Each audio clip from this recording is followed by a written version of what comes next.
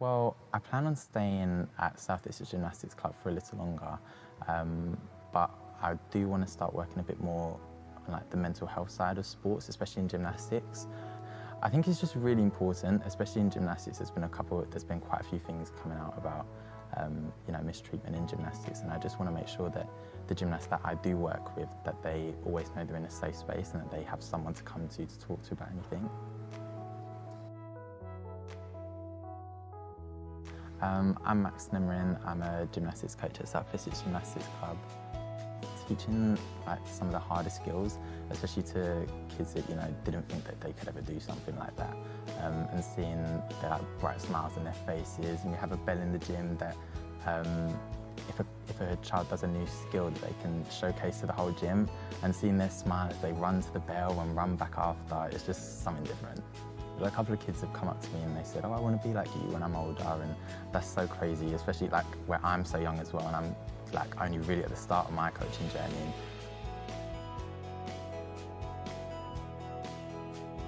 Everyone was, looking at sixth forms and looking at colleges, and I kind of left it quite late, to the point where I went past the cut-off, and I kind of went to work and I said, "Guys, I have nothing to do. Please, I know there's an apprenticeship. Is there anything that we can do?" And then we had a couple of meetings back and forth, and in the end, I ended up getting put on a coach core apprenticeship.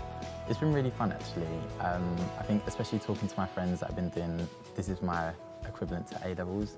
So talking to my friends that have been doing A-levels and stuff, they've been a lot more stressed than I have. And it's just been nice to, still be in a sports environment and still get an education as well. I think the highs have been working with other sports as well. When I've been working, I'm usually quite gymnastics focused, and working with the other guys that are doing the apprenticeship, I've been doing a bit of football, a bit of cricket, and it's been really fun to, have a try at different sports as well. So, I mean, with our apprenticeship group, we all ended up being really close. We started online, and, even like coming face to face for the first time, it was a bit awkward at first, but we really gelled together, and over the past year we've gotten really close, and we're actually planning to go out after for celebrations.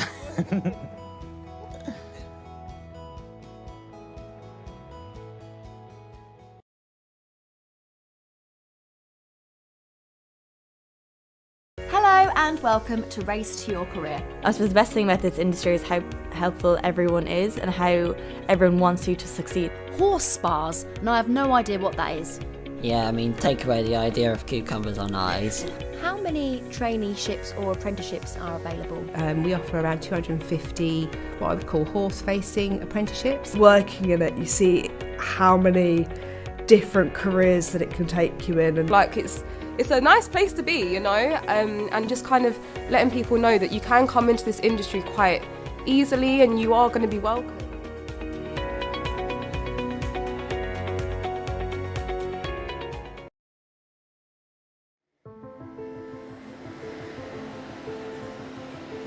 When I left university, I was out of ideas of what I really wanted to do. So then I kept chatting to some of my friends who had served or are currently serving in the Royal Air Force as well, and their job sounded quite fun, different and enjoyable.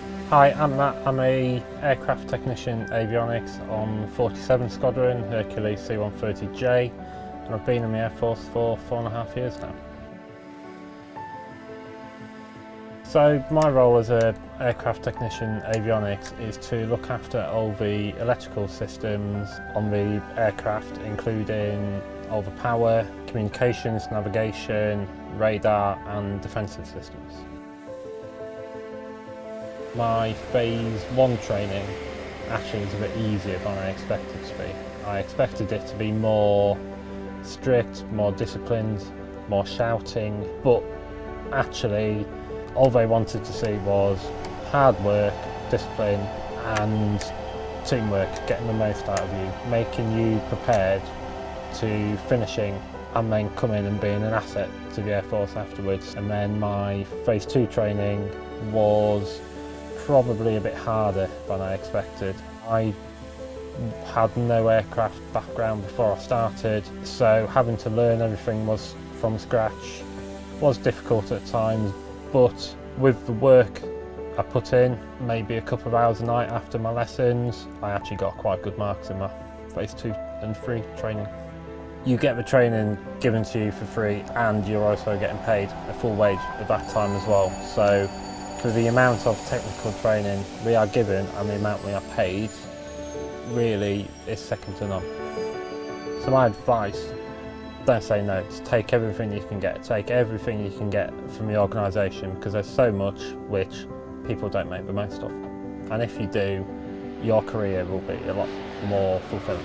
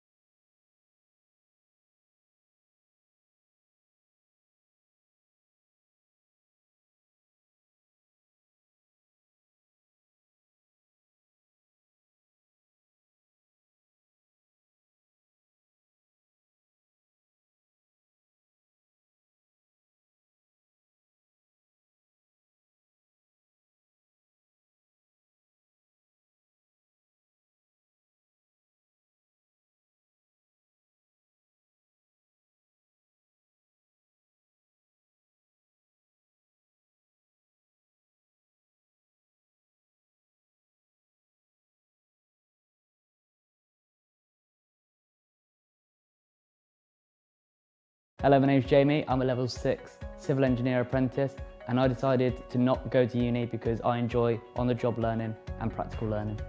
Hi, my name's Maya. I am a level 7 solicitor apprentice, and I chose not to go to university and pursue a legal apprenticeship because it meant that I was able to obtain a law degree, earn a salary from day one, and also obtain work experience that wouldn't be offered to me if I went to university full-time.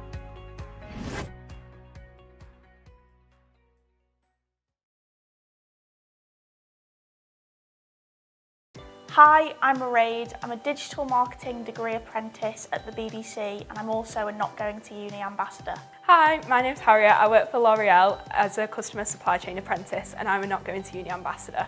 So when I was at school, all of the teachers seemed to think that apprenticeships were for less academic students, but I was really confident in the knowledge that an apprenticeship was the right route for me, and I knew that my success would speak for itself in the end. The best way to start a conversation with the people around you about not going to university is to bring up the advantages, talk about it, discuss it, have an open conversation, discuss your reasons why, and I think if possible try and talk to other apprentices, get their advice and see how they tackle this subject as well.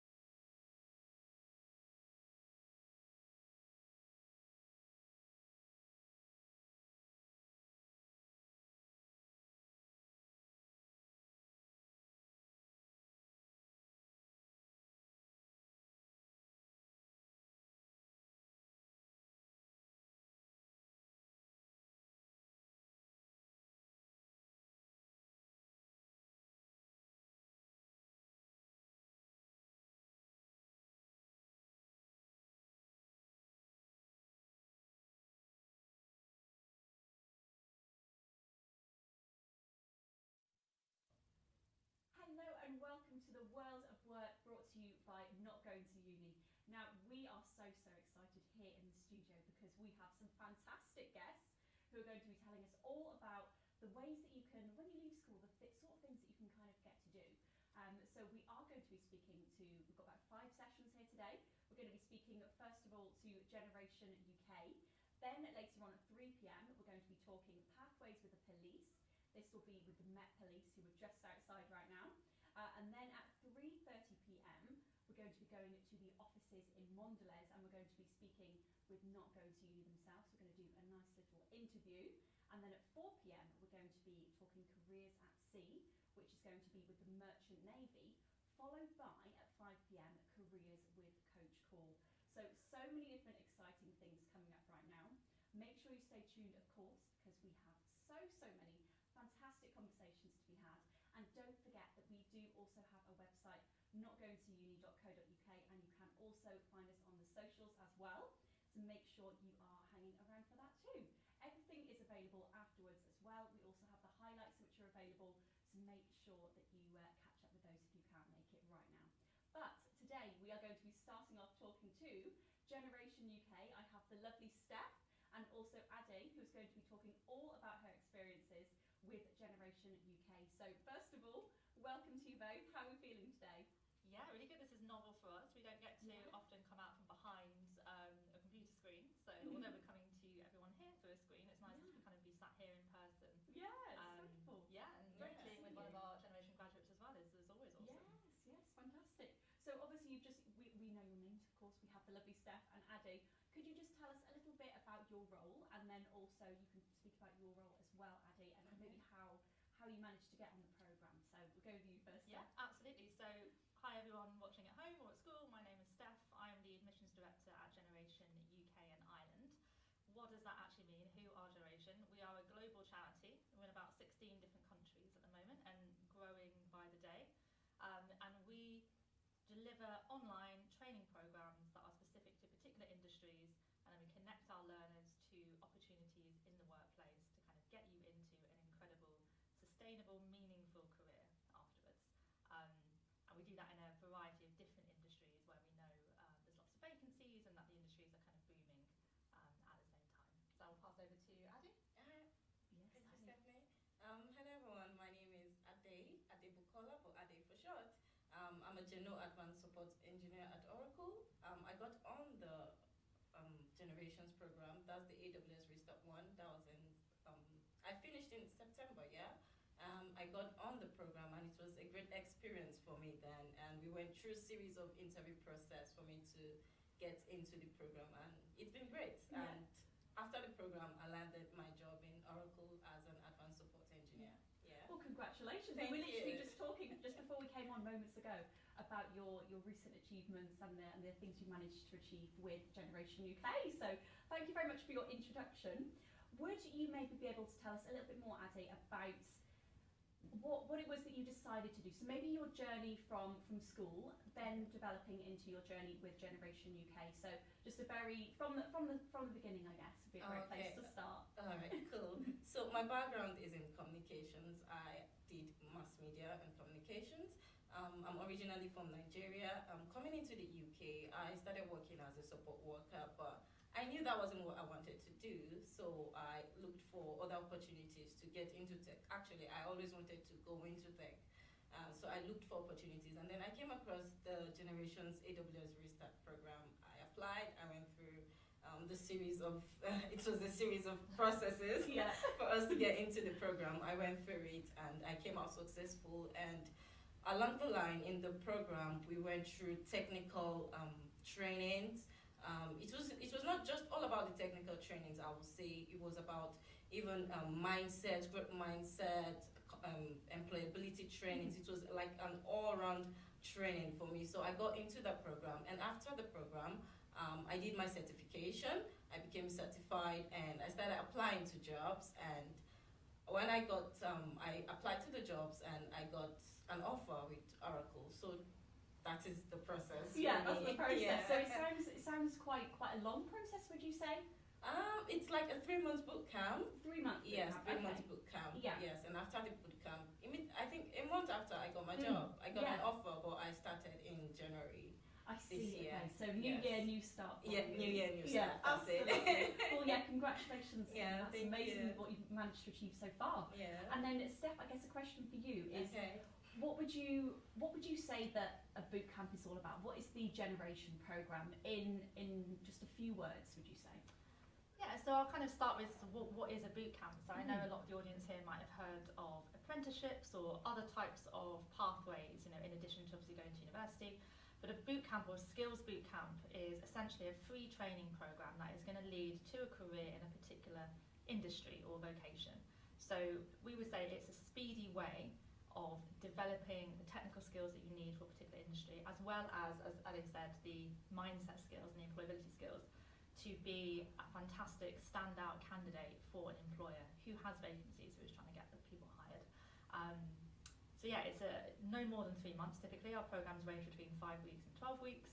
So within 3 months, you'll be trained up in your program of choice, your industry of choice, with all the kind of technical and personal qualities and skills that you need to be successful in an interview process and then be a fantastic employee for someone. Wow, that is amazing, and I just can't believe that this is free. But we'll get onto that a little bit later. What would you say that the application process is like? Obviously, we've had a little bit of your experience, Ade. Yeah. But how does each step go? Would you say?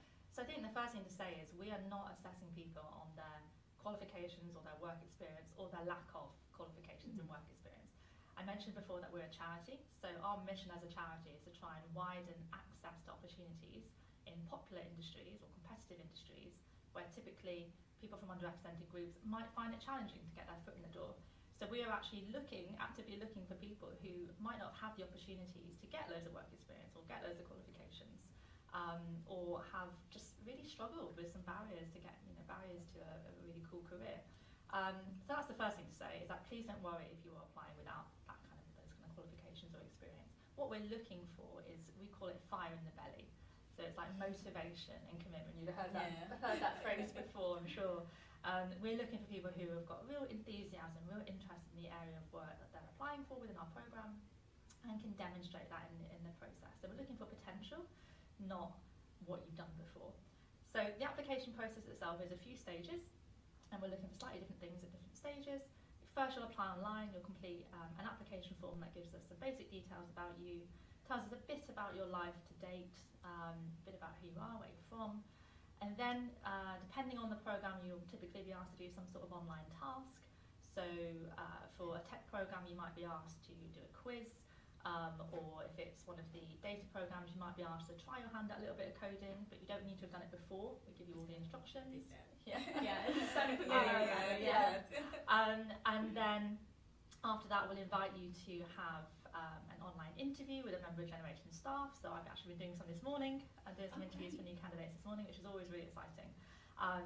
And then you'll also, as part of that interview process, you'll do an online group task. So we'll get you in an online Zoom room with a few other candidates, and we'll give you a silly task like, what will you take to a desert island, for example? And it's just to look at how you work together, can you chat to each other? You don't have to be super outgoing, but it's just see, can you interact with other people? Because our classrooms are very interactive. None of this kind of sitting at home on your own, just not seeing anyone else. Cameras on, you're interacting with people. And then after that, the very last stage of the process is that you'll have a very informal chat with one of our mentors.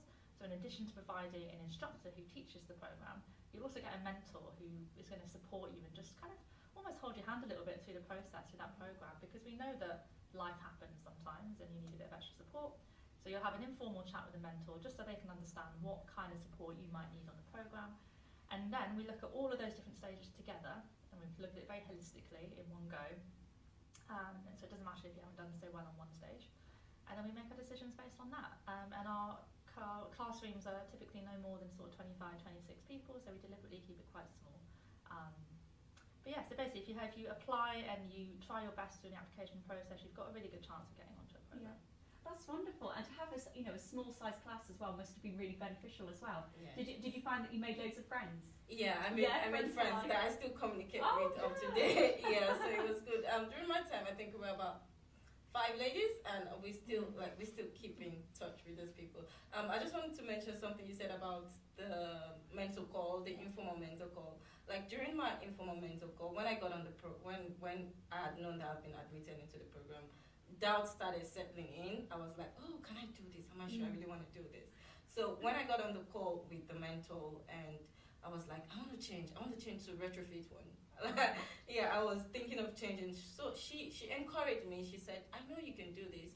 It's just, sometimes fear creeps in and you want to back out.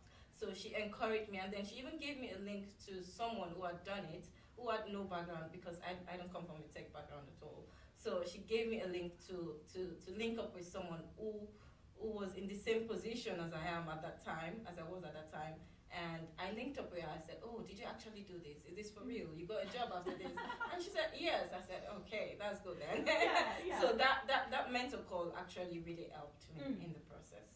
Yeah, I think that's really powerful as well, to have mentors on your side as well. Yeah. Even if they are in a different industry to you, it can be really, really helpful. Yeah. That's wonderful. And you seem so happy, by the way, today. Yeah, I am. I'm excited. You've got the job. You've been brought in today. We're on set. We're having a lovely time. So yeah, it's really, really great to see. I also wanted to ask you then. I guess this is probably a more general question / for Steph probably. Okay. What would you say are the potential progression opportunities following the Generation Bootcamp? Obviously, we've had Ade's experience. Could you maybe give us some examples of other alumni?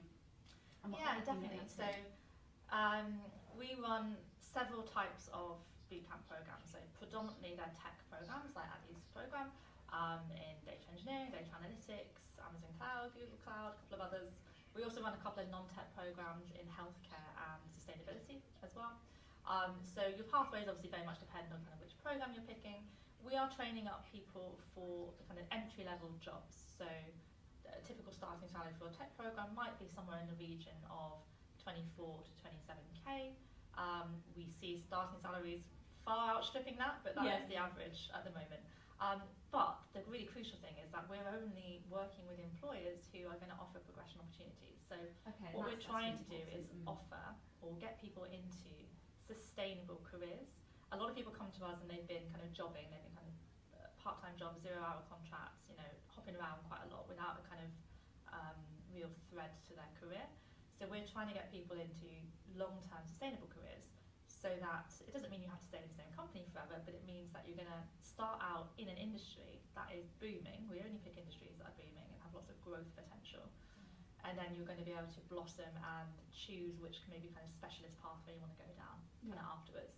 So we catch up with our graduates, so you can expect this will be coming for you soon. We catch up with our graduates kind of 6 months after they start a job, a year after they start a job, and so many of them have had a pay rise or promotion in that time, and like 99% of them are still in that company after a year, which is incredible. I was going to say it's a really, really high statistic. So we're training people up to, as I said, have long-term sustainable careers, but from an employer's point of view, they're getting people who are super talented, have all the right technical skills, and have got the right kind of growth mindset to actually stay with their company and progress with them for a few years as well.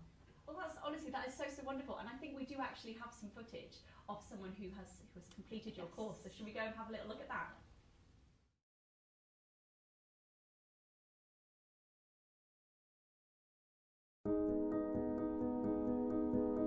Generation UK is a charity that provides great and very intense boot camps to solve a problem. And the problem they're trying to solve is unemployment for young people. Hello, I'm Mustafa. I'm a software engineer, and I did the Tech Talent Accelerator program with Generation UK. And soon I will start a degree apprenticeship with Accenture. Before Generation UK, I was studying programming languages on my own, and I was working on lots of different projects. The problem was that these projects weren't enough to get me into a company. So I told a friend about it who's a tutor at university, and he then introduced me to Generation UK. He told me about the program, I did my research about the charity, and then I applied. Typical day for me looked like I would wake up, and then I would get myself ready, and then I would get myself a coffee and get on my laptop. With that flexibility of working from home, I could go to a coffee shop and work from there, or I just could have worked from home.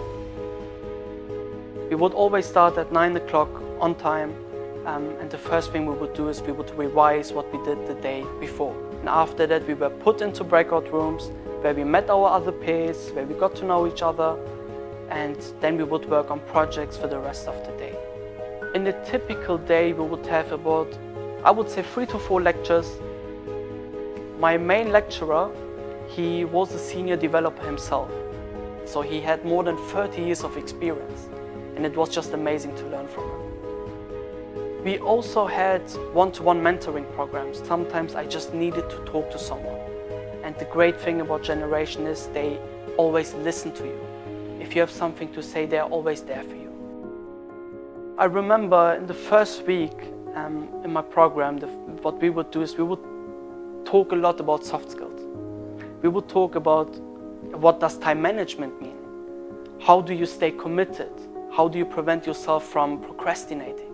All these kind of things that are very, very important to know. Towards the end of the bootcamp, they will also help you to create a CV. They will connect you to employers and even to partner companies that will help you to apply for more companies. Generation helps you a lot. From creating your CV, they help you with mentoring programs. If you have a problem and need to talk to someone, they're always there for you. If you don't have the technical equipment, they will also provide it for you. They will help you from the very beginning to the very end. So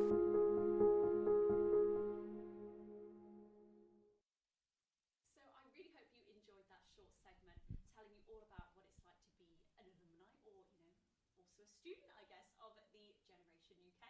So we are going to have a few more questions directed towards Steph and also to Ade. So question for you then, Steph. How can this possibly be a free program? Please do tell me, because it's just amazing. We get this question a lot. We get a lot of, this is too good to be true. This is a scam. As you say, how on earth could this possibly be free? You're getting expert level tuition, connections to industry, you're going to mentor. We can also provide a laptop and Wi-Fi, and also a place to work if you need to for the duration of the program, again, all for free. So how is that possible? So I mentioned at the start of this that we are a charity, first and foremost. Again, we're a global charity in lots of different countries around the world. And we are so incredibly fortunate to be in receipt of funding from a whole wide range of different funders and different providers. So we receive funding from the government, from the Department of Education, to run some of our bootcamp programs, and we also receive funding from the private sector as well. So we have some kind of really big name funders that are behind Generation and want to support what we do, because they recognise the importance of trying to break down barriers to some of these very popular industries. So, household names like Microsoft are one of our funders, for example. I won't go kind of through them all today, but Microsoft, BlackRock, JP Morgan, some really big names that really believe in what we do, and want to make sure that we are set up for success and are able to reach as many people as possible. We are actually operating at the moment in 6 different regions around the UK and Ireland. So we're in London. This is a test now to see if I can get them all right. Greater Manchester, London, Greater Manchester, Yorkshire, the West Midlands, Glasgow and Edinburgh in Scotland, and Dublin in Ireland, although we're also reaching out to more places in Ireland at the moment. So we have, funding from lots of different providers to operate in those regions, and we're always looking for where the next region is going to be potentially in the future as well. But yeah. Yes, yeah. So we started in the US, in America.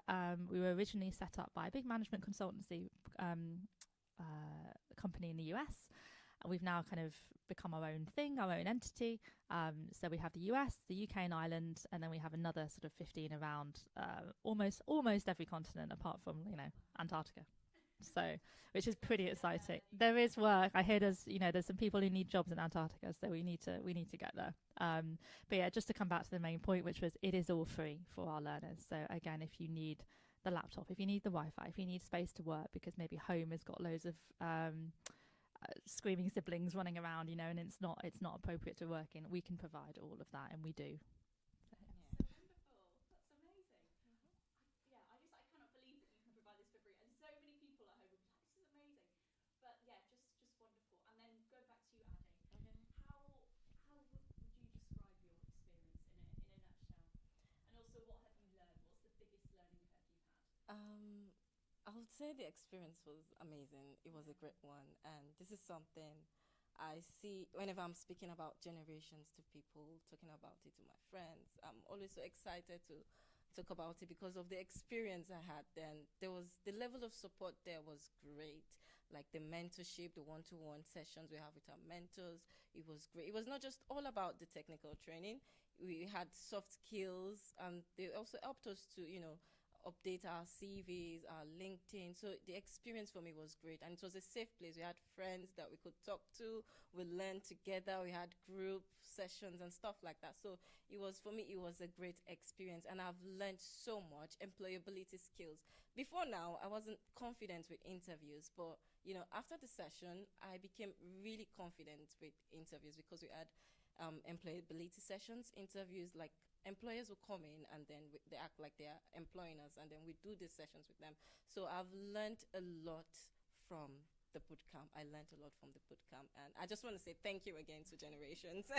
Thank you, Generations, for the amazing opportunity given to me. I'm forever grateful. Yeah. You'd never know that you were not confident in sort of doing interviews a few months ago. It's crazy, isn't it? All the interviews, things like this, and then also, of course, the employability, speaking with the employees in interviews. And then going back to the soft skills, you mentioned that you were studying soft skills as well. What sort of things are you doing to develop these skills? Okay, we do communications, presentation skills. We also do teamwork. We get on tasks to do teamwork because in a workplace you need to be able to work in teams. So they just prepared us all round to get a job. Yeah, soft skills, communications, teamwork, presentation. What other soft skills are there? Think of any soft skills that you can think of. I think resilience is a big one as well. Resilience. Yeah, so resilience. you might have heard both of us actually use the term growth mindset a couple of times during this session. And that really is the ability to pick yourself up, when something doesn't quite go right. We're all going to experience stuff that doesn't go right. And it's about how you approach that and what kind of attitude you approach that with. Are you going to approach that as that's a learning opportunity for me? I'm going to try and grow from that. As opposed to kind of giving up at that point. So we do quite a lot of work, I would say, on kind of building that resilience, because even those of us have been working quite a long time, get rejected sometimes. I've gone from job interviews that I haven't got before, and it's about how you kind of pick yourself up afterwards and kind of keep going, really. So it's building that resilience as well. Yeah, that's really important, isn't it? To always, to look after yourselves, I guess, and then also cheer on your friends or maybe pick them up when they need the support as well. It can be really, really important. And I guess, we're almost at the end of the interview. We're running out of time here. But we would like to know how our audience can find you, either on social media, through your websites, etc. So if you go to our website, which is uk.generation.org, you'll find all the information you need about the programs that are running. So our programs run multiple times a year in the different regions that I mentioned earlier. So if there's one that's not running right this moment that you're really interested in, there will be one very soon. So go and have a look at the different programs on our website. It will tell you the difference between the programs. Some of them are different lengths, and obviously focus on slightly different areas of industry. There's a quiz on the website for our tech programs, kind of where do I belong in tech, if you're not quite sure which tech program would be the right one for you. You can do that. We've got loads of videos that are linked from our website, like the one that the audience have seen a few minutes ago, where our learners and our alumni are talking about their experience. And there really is nothing like listening to our, as you can tell, listen to our alumni talk about their experience. They do it so much better than we can. So watch all the videos on there, and just drop us a line and get in touch via the website if you are interested in something, if you have got any questions. But I think the main takeaway I'd like people to hear, I suppose, is if you're reading through the website and there's a program that you're really interested in, but you have that self-doubt, that kind of doubt creeps in, just give it a go anyway. You've got nothing to lose by chucking in an application, and we will work with you to nurture you through the application process. And also, just for those of you at home, we have also dropped the link to your YouTube channel, and also all the other channels as well are currently in the chat box, which obviously we can't see because we're having this lovely discussion here. But I had another question actually, going back to you What if someone wasn't sure what path to take? Do you think these videos would help, and your resources? How could they help someone who's not quite sure which industry they might like to go for? Yeah, I think that's a really good question, and we get a lot of people who aren't quite sure. We also have a lot of people who have been passionate about a particular thing for a long time, but just haven't had the opportunity to break into that industry. So I'd say definitely make use of the resources that are on the website. But more than that, get in touch with us. I have a fantastic team of outreach managers up and down the country whose role it is to kind of go out and speak to potential applicants, potential learners, help them understand what the differences between the programs are, and which one would be right for them. So just don't hesitate to reach out, I suppose. But yeah, so all the resources on the website and the YouTube channel should give you a really good flavour of what the program's all about. What I should also actually mention is once you've applied, you do get invited to a taster session. So you get a taster session online over Zoom, and you'll hear from one of our alumni typically, and you'll typically hear from one of the employers as well, and it'll give you a much kind of deeper dive into what the program's about. And if at that point you decide, okay, I'm not sure if that's the right program for me, we can move you into a different program's application process. That's not typically a problem. So you're not kind of brought in as soon as you make the application. Yeah, so there is room to kind of absolutely, yeah. grow and things. Yeah, definitely. Where do you see yourself? I don't want to, sound like an interviewer in an employee situation, but where do you see yourself? Where do you see your career going once you've done some work with Oracle? Right now, I'm with Oracle, and I plan to build my career with Oracle. I plan to see myself in the managerial team someday. Yeah, so making decisions, helping businesses to build solutions, to decide which Oracle solutions is best for them. Yeah, so I see myself in the managerial board someday. I can totally see you doing it. From how you've built your confidence as it seems. I think you're doing an absolutely incredible job. Thank you. No worries. That's so wonderful. Anything else that you think that people at home should know about the program? So we've just got a few minutes left. I think I just repeat the kind of bit of a cop out maybe, but repeat what I said a second ago, which was just take a chance on yourself. We do get a lot of people who maybe don't always complete the application process because that self-doubt starts creeping in, and they start thinking, oh, this is not for someone like me. This industry is not for someone like me. I don't have that potential. Leave it up to us to see your potential. You don't need to worry about that. You don't necessarily need to see it in yourself as soon as you apply. You will by the time you finish a program. You will absolutely see your potential. But that's our job, first and foremost. We will see your potential for you if you're struggling to do that. And so you've got nothing to lose. Exactly, and it all goes back to the fire that you were talking about before. The fire in your belly. If you can dream it, you can do it. Absolutely. Let me just say one last thing. Yeah, thank you. I would say that when on program, I remember my mentor saying something to me, because it was loads of information coming in, and she said, "Be like a sponge."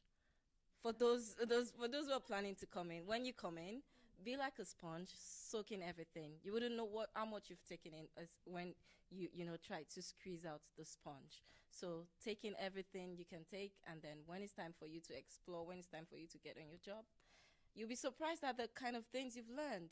There are some things you've learned that you wouldn't know that, oh, I actually learned this. Yeah, so. Yeah, the knowledge comes back. That's it. Yeah, exactly. Yeah. Absolutely. Well, thank you so much, both of you, for joining us. Thank you to Ade, and thank you to Steph as well. We are going to be going. We are going to be taking a short break right now, and then at 4 p.m. you can join us again when we'll be talking to the Met Police. So don't go anywhere. Generation UK is a charity that provides great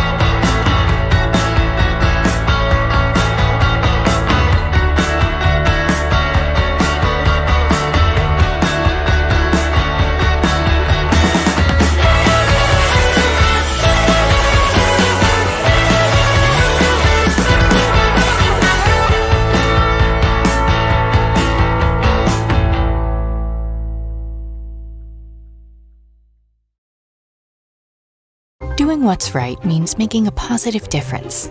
We embrace our diversity as our strength. So share your uniqueness with the world.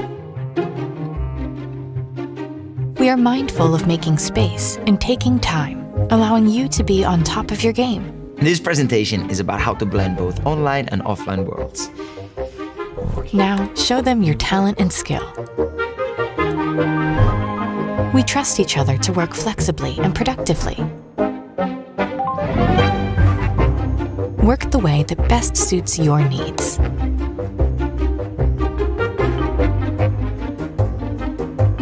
With all of this up your sleeve,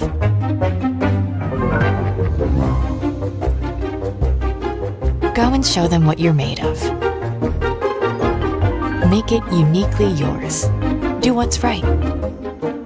Mondelez International. Sophie is my sister and she was very shy and introverted as a child. I was extremely surprised when she wanted to be a police officer. I just couldn't imagine it. She wanted to help people. She wanted to help people and protect people, and she had the drive and determination to do that. It's a very hard job that she does, but she's always had support. Now I see a confident, strong, independent woman, a police sergeant, and she's only 27. My little sister is amazing. Hi, my name's Renee and I'm a former Coach Corps apprentice now sitting on the youth board and working at Aston Villa Foundation. Coach Corps is a national charity that uses sports and apprenticeships to help change young lives and help transform communities. We find out-of-work young people and set them on the path to a rewarding career through sports, community apprenticeships, as well as training, a wage and work as a grassroots coach. I'd much prefer to be outside being active, so that's why I chose an apprenticeship instead. So I was dying to go into the role of sports, so I did college, but it just wasn't for me, sitting down and a lot of handwriting, whereas the apprenticeship route kind of gave me what I was looking for in the sense of delivering sports whilst learning at the same time. I got in trouble when I was like 17 years old and I ended up in prison, and that's where I met actually Avon. He was doing one of the courses there and I kind of just participated, and now I'm here basically, and I just want to kind of make a difference to myself and just keep going. The dramatic benefits of sports and activity for physical and mental health are very well known, yet underrepresented groups, people living in deprived areas, women and girls, those from ethnically diverse communities are always still likely to be less active. I've come in and designed new groups for the young people, so I now run sports leaders, which I started within about a month and a half of my apprentice, which was designed at getting young people into the building, play some sports that they don't get to play every day out in school or even on the streets. I like helping people, and helping people with disabilities, non-disability, having fun with them, having a laugh. We recruit apprentices from these underrepresented groups. As relatable role models, they are uniquely able to make their communities healthier and happier places through sport. I just want to get rid of that misconception for Asian community, for anyone really, that training is a bad thing, and I want to get kids being active as well. What I do is I make sure that the young people have a safe place to come when it's the sessions. It helps the community a lot because it allows them to not really worry about what the young people in their community are doing, because they know they're going to be safe. Our focus is on developing young people. If we can take apprentices on and offer them kind of gainful employment and more opportunities, then that's a good thing for us. We raise funds to support these apprentices on their placement with a wide range of employers across the country. With the addition of young and passionate persons to help their workforce, organisations that employ a Coach Corps apprentice are able to grow and have even more of a positive impact on the communities that they serve. Apprentices have transformed our organisation. It's something we've never done before, but it's something we've talked about for years. We have this idea of kind of youth leadership in our community and bringing young people up to be the leaders in their own community. The Coach Corps programme was perfect for that. Something I was searching for in my work life was meaning, and I needed purpose, and I feel like through Coach Corps I found my purpose. A lot of the kids we work with have gone through so much more than I ever did. For them to have gone through everything that they went through and being able to open up, I feel like that helps me find my purpose in like working with young people, definitely. If you'd like to support our work or simply find out more about what we do, you can find us online at coachcorps.org.uk. Hello and welcome to Race to Your Career. I suppose the best thing about this industry is how helpful everyone is and how everyone wants you to succeed. Horse spas, and I have no idea what that is. Yeah, I mean, take away the idea of cucumbers on eyes. How many traineeships or apprenticeships are available? We offer around 250 what I would call horse-facing apprenticeships. Working in it, you see how many different careers that it can take you in. And like it's a nice place to be, you know, and just kind of letting people know that you can come into this industry quite easily and you are going to be welcome.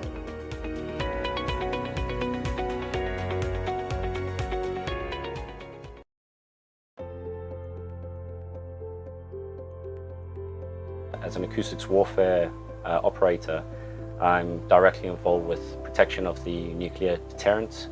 We've proven how vital it can be for patrolling the seas, not only around our own nation, but across the globe as well. I'm Barnsey. My name is Josh. And I am a weapon systems operator within the Royal Air Force.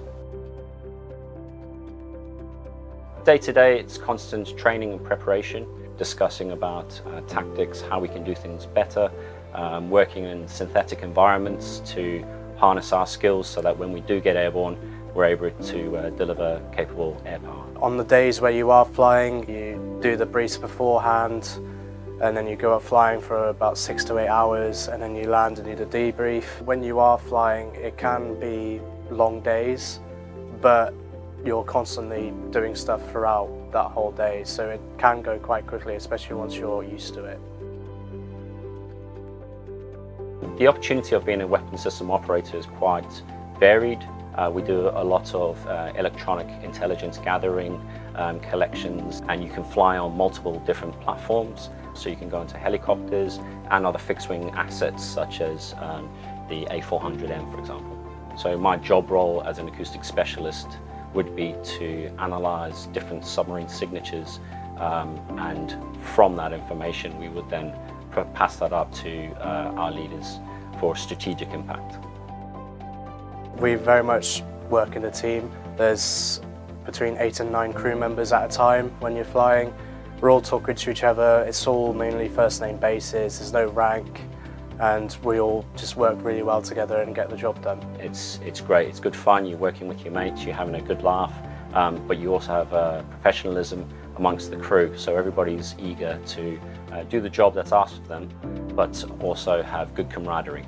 There's loads of opportunities, there's lots to do up here, and the RAF does provide many routes to do adventure training and to do sports as well. The Royal Air Force has taken me around the world. I've been very fortunate from my time on Nimrods, where we were doing exercises in the Mediterranean. I then went to Australia. From Australia, explored Southeast Asia, Hawaii a few times. Since being on Poseidon, we did our training out in Florida for 6 months, and we've also recently just did our first exercise overseas in Sicily this year. So the opportunity's there to get out and about for sure. Traits, I'd have to say, you need to be good at multitasking, you need to be good at working in a team, and you also need some leadership qualities as well, because you never know whenever you might have to step up and take control of a situation.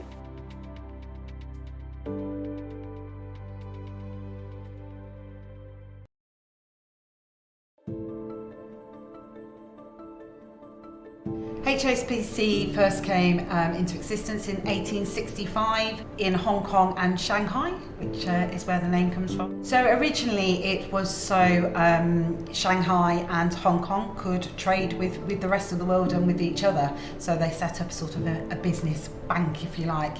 And obviously that has now grown to a massive estate, and we're now in 66 different countries around the world. So I'm Jo Reynolds, I'm the Early Careers Operational Lead here at HSBC.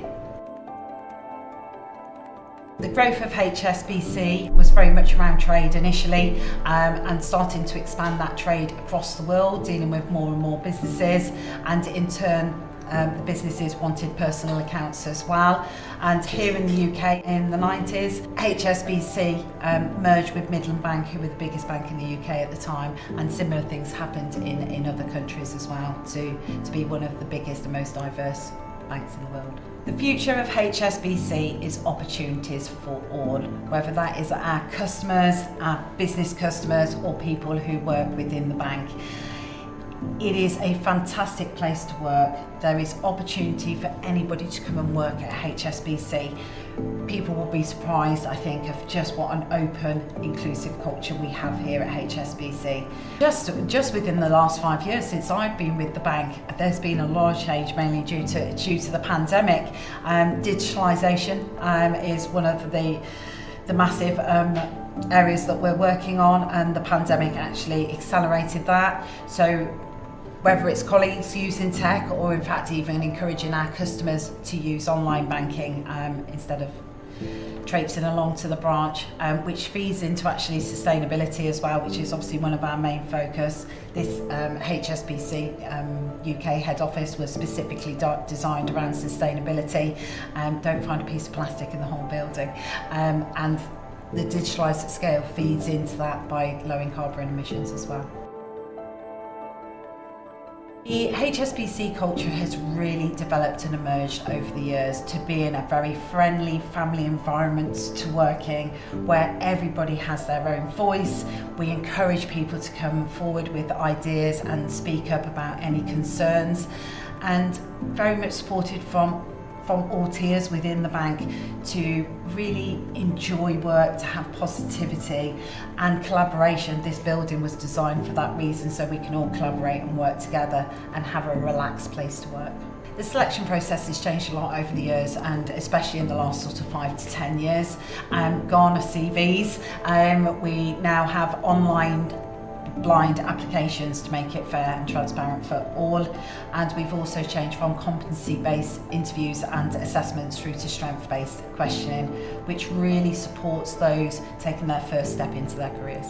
We've always had, especially for our apprenticeship programs, a GCSE requirement, but actually just last year we lowered these to give access to more people who have got fantastic strengths and skills and passion and share our values, but perhaps didn't have those golden grade C grades in their GCSEs. So we have just lowered that, and we've seen the quality of applicants not decrease, actually increase, but also the diversity and social mobility of our candidates improve. We're constantly looking to make things better, and that's as a collective. One of our values is we succeed together, and together we will thrive and be the leading bank across the world.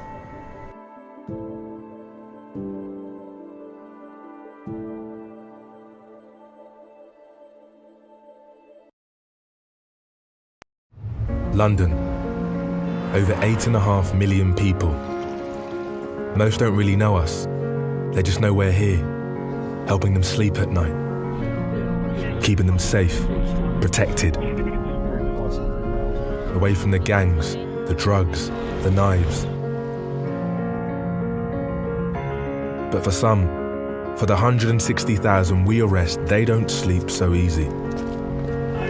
We're the first through the door, catching the thieves, the muggers, the murderers. It can be the hardest job in London.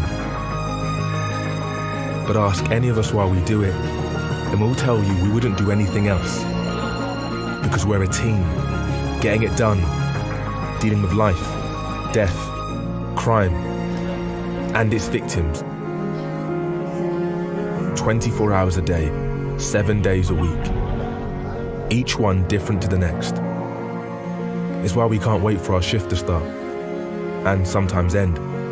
But knowing you're doing good, stopping others do bad, makes you feel proud. Taking care of family, friends, neighbours, London. It's the greatest reason in the world. Do something real. Become a police officer in London's Met. I knew that going to uni would be quite difficult for me. I also did not like the idea of having to pay so much money and have so little money coming in. I know a lot of people struggle with the balance of working and trying to go to university at the same time. As a degree apprentice, I'm getting the same level degree, a bachelor's in engineering. It just takes a year longer, but it's all funded by Ford. Having an apprenticeship where I'm paid to learn and I get qualifications in engineering which could push me to a degree was just the perfect balance for me. We learn on the job, we learn off the job. It's always so different and it's just so exciting. So I'm coming out with 4 years of experience, a similar degree to what I would have been doing anyway, and that 4 years of experience, that as well as getting paid, but that 4 years of valuable experience that pretty much all employers look for when you come out of uni. Hello, my name's Jamie. I'm a level 6 civil engineer apprentice, and I decided to not go to uni because I enjoy on-the-job learning and practical learning. Hi, my name's Maya. I am a level 7 solicitor apprentice, and I chose not to go to university and pursue a legal apprenticeship because it meant that I was able to obtain a law degree, earn a salary from day one, and also obtain work experience that wouldn't be offered to me if I went to university full-time. Hi, I'm Katie. Hi, my name's Toby. My name's Amy. I'm Maya. Hello, my name's Jamie. Hello, my name's Isabel. I'm a level 6. I'm a level 7. I'm a level 6 architectural degree apprentice. Accountancy apprentice. Solicitor apprentice. civil engineer apprentice. And I'm an ambassador for not going to uni. There is another route, you don't have to go to university. Because I was stuck in the old mindset that apprenticeships are sort of a secondary option. And I think a lot of people don't understand that legal apprentices actually do obtain a law degree. Check it out now at www.notgoingtouni.co.uk.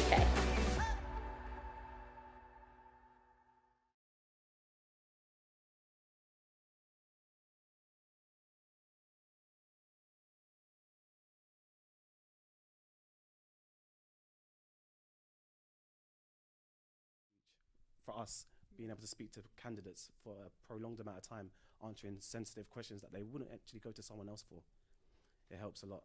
Yeah, that's wonderful. And are there quite a lot of you who are mentors within the Met Police, or is it still? Yeah, no, we do. So as if you join the Metropolitan Police, even from the beginning, from the application process, we provide you with a budding scheme.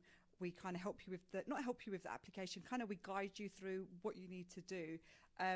Obviously, not everyone's language is English, so we do have people that speak other languages where English written work is not as confident. They're not as confident as if they were brought up here. So we look for people who speak a second language, which always helps. So yeah, no, definitely we kind of guide you as much as we can. We can't help you through the whole process, but we can guide you as much as we can. Yeah. Yeah, that's really wonderful that you can help people with other languages as well. No, definitely. How many languages are there that could be translated for people when they're getting their mentoring? That's a very tricky question. Yeah. So we do a lot of officers that we have employed at the moment speak a second language. I speak a second language. Naz, who's coming on, she speaks about 4 different languages. So yeah, we're always looking for people that speak a second language. Obviously, London is a diverse community, and we have people that speak Romanian to Urdu to Farsi. Yeah, so yeah, and it always helps. It just means that we're not calling someone else or a family, where you can have an officer on the borough that can actually speak the language and kind of communicate, and it kind of breaks that bond between the communities as well. Yeah, that's really wonderful, because we have so many different languages, so many cultures in the UK. Translate good news and bad news in another language. Definitely. That's wonderful. I do also have another question about we kind of covered this with mentoring, but what support is available aside from mentoring when you first join the Met? So when you first join the Met, obviously you do have a buddy. However, with your class, you have a sergeant who's there within the learning and development program. So that person is also a point of contact. And within your borough that you're working in, you can actually speak to an officer from CID, or you can speak to an officer from TSG, a department that may use certain policing powers that you're not using yet or want to learn about. You can do attachments. Attachments mean, for me, I'd go to a response team and be there for a certain amount of time to develop my skills in certain places. There's professional development reviews, which is a PDR. It's consistent. We get that going every single year. It's about your aspirations, where you want to be, what skills you want to learn. It's a lot about career development within the Met. Yeah, that's really wonderful, because that's ultimately where we want to end up, is the next step in our career. So it's really important that you're learning that from the start and developing that from the start, right? Of course, it's good. And moving on then to the roles themselves, I imagine there's lots of different roles within the police, but could you maybe tell us the difference between a PC and a PCSO, for example? I'll let Naz do the PCSO because she'll tell me off if I try to take her shot. Yeah, like PC is a broad term because obviously when you come into policing, you're a PC, uniform constable, police constable, or you're a detective constable, which is non-uniform. We've all seen Luther, we understand what that's about. But as a PC, it's more the first contact with the public or victim or suspect.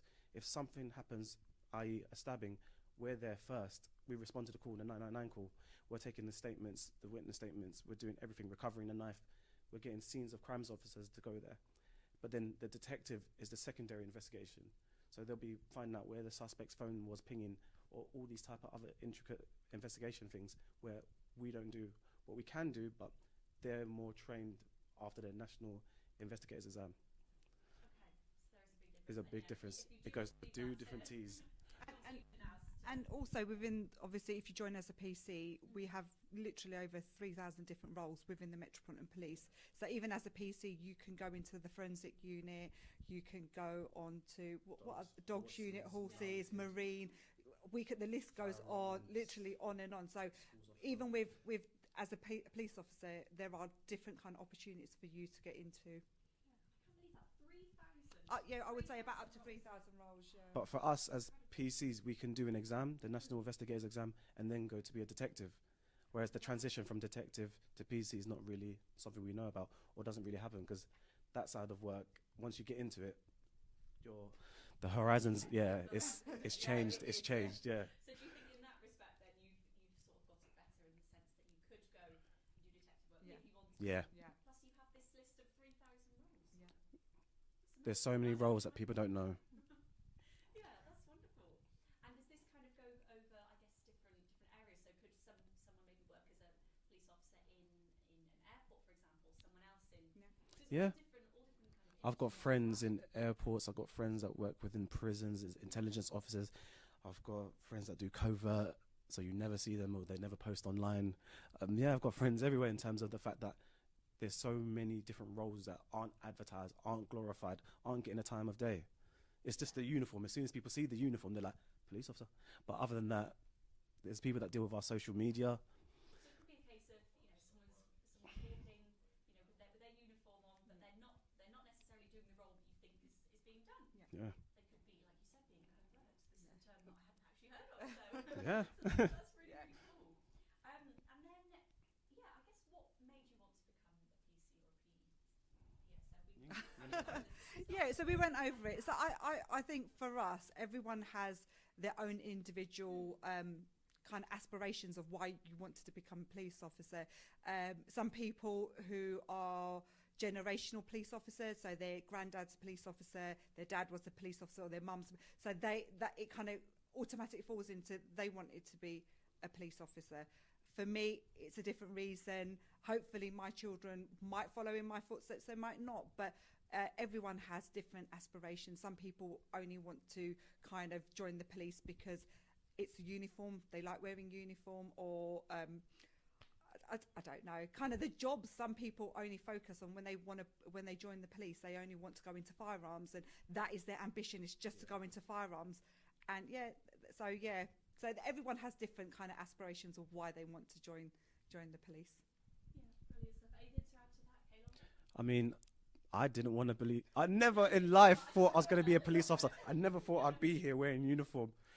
It was a funny conversation with family when I told them. I mean, none of us ever looked at me being a police officer.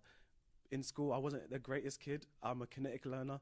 I was walking around and talking to people, but somehow I learnt legislation just enough to pass the exams, and I'm here. And the nicest thing about it is I can now pass that on to someone else and explain to them, you don't need to be a typical A-star student. You can be a police officer through IPPLDIP and other pathways which show that it's more of a vocation rather than an academic course. Yeah. Well, that's the thing. We're all so different. We have different strengths in different places. Yeah. So for example, I went to uni and studied languages, which has very little to do with what I do now. But could I have done this without a degree? Yeah, I could have. So the pathways for all of us are just so different, and I think that's what's so so brilliant about all these sessions today, but also 3,000 roles in the police It's a force joke. is just incredible. So many. So, And it's still creating more based on public demand. yeah, and there's absolutely something for everyone. Definitely, there's something for everyone. Yeah. Absolutely, and we do, I think, have this lovely presentation Yep. just going up on the screen. So we are going to go through a couple of these slides. Who would like to start? All right, the starting salary, I've got the mic. Starting salary of between 31,500 on the Met Officer Gateway program and 33,500 for all other routes. You'll get 22 days paid annual leave, rising to 30 days a year depending on your length of service. This is on top of public holidays and average 2 rest days a week. On and off duty, you'll be entitled to free travel on London Underground and buses, plus heavily discounted rail travel up to 70 miles from central London. You can travel to Folkestone for free, or serious. Flexible working opportunities include part-time, compressed hours and job shares to work around you once you've finished your probation period. We have a lot of officers that are mothers or single parents, so we do flexible shift patterns where they work 2 days a week, but they make up the hours somewhere else. Things that people don't know. Met Baby provides enhanced support for expectant and new parents, offering advice on pregnancy, maternity, adoption and shared parental leave. Access to Blue Light Card, providing discounts at a variety of places, including restaurants, high street shops, and days out.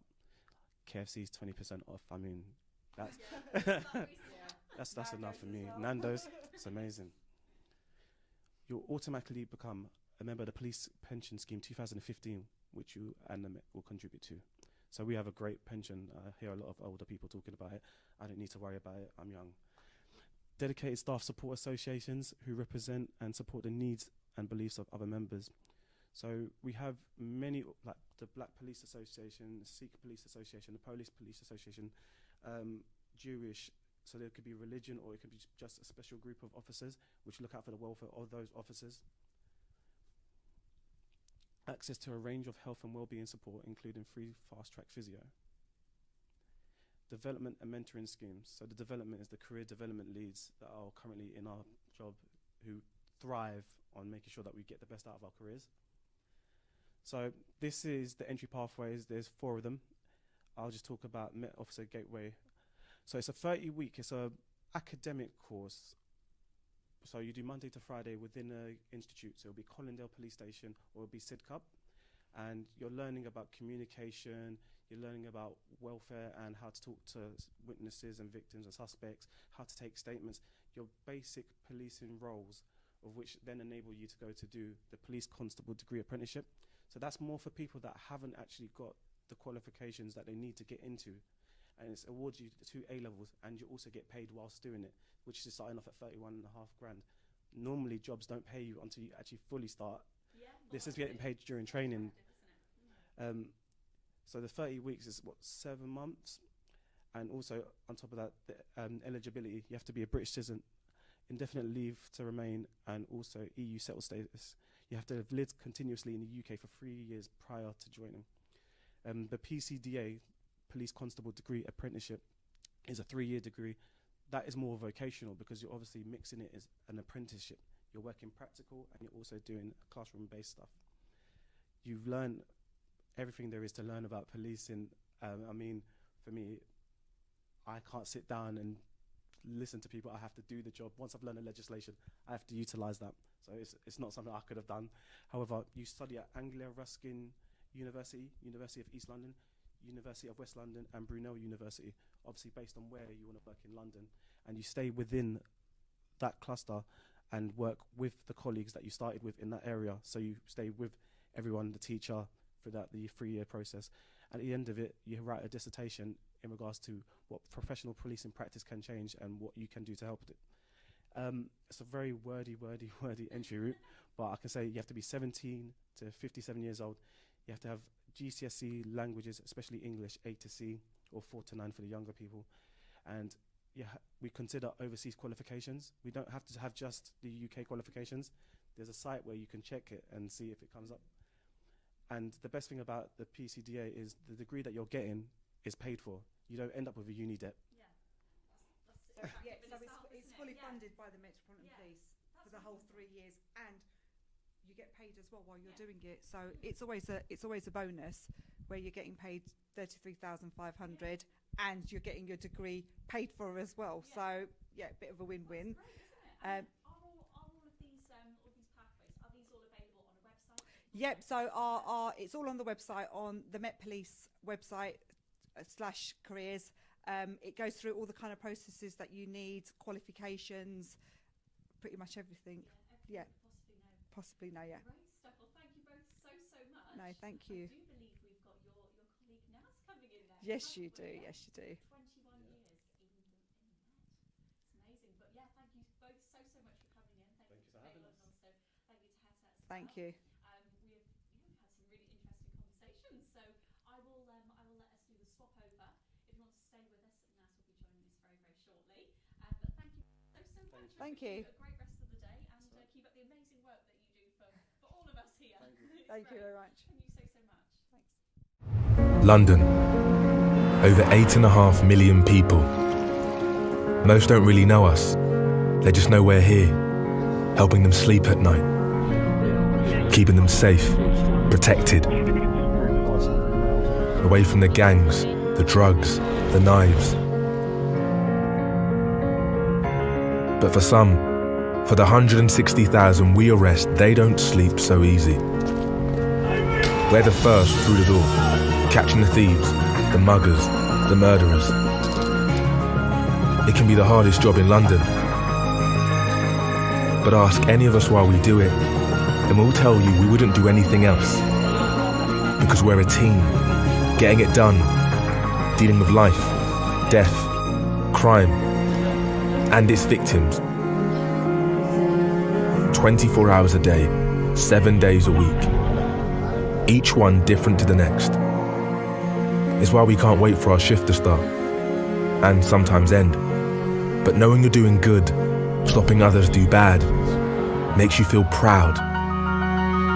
Taking care of family, friends, neighbours, London. It's the greatest reason in the world. Do something real. Become a police officer in London's Met. Asma's 3 years younger than me. When she told me she was going to join the police force, I was really shocked. What are my friends going to say? Will she have to move out of their state? Racism. When people did find out she was a police officer, all my fears never materialized. I don't even think of how I used to think. Since she joined the Met, she's become this really confident young black Muslim woman. For me, I was really proud of her. Sophia's my sister, and she was very shy and introverted as a child. I was extremely surprised when she wanted to be a police officer. I just couldn't imagine it. She wanted to help people. She wanted to help people and protect people, and she had the drive and determination to do that. It's a very hard job that she does, but she's always had support. Now I see a confident, strong, independent woman, a police sergeant, and she's only 27. My little sister is amazing. Dominic is my grandson. I did fear for him, the racism, from getting it from black people and white people, but now not so much. Some family members didn't like the police, but they've changed their attitude. They realise that Dom wants to be a policeman and he wants to help make a difference. And he worked hard to get where he is, and I'm very proud of him.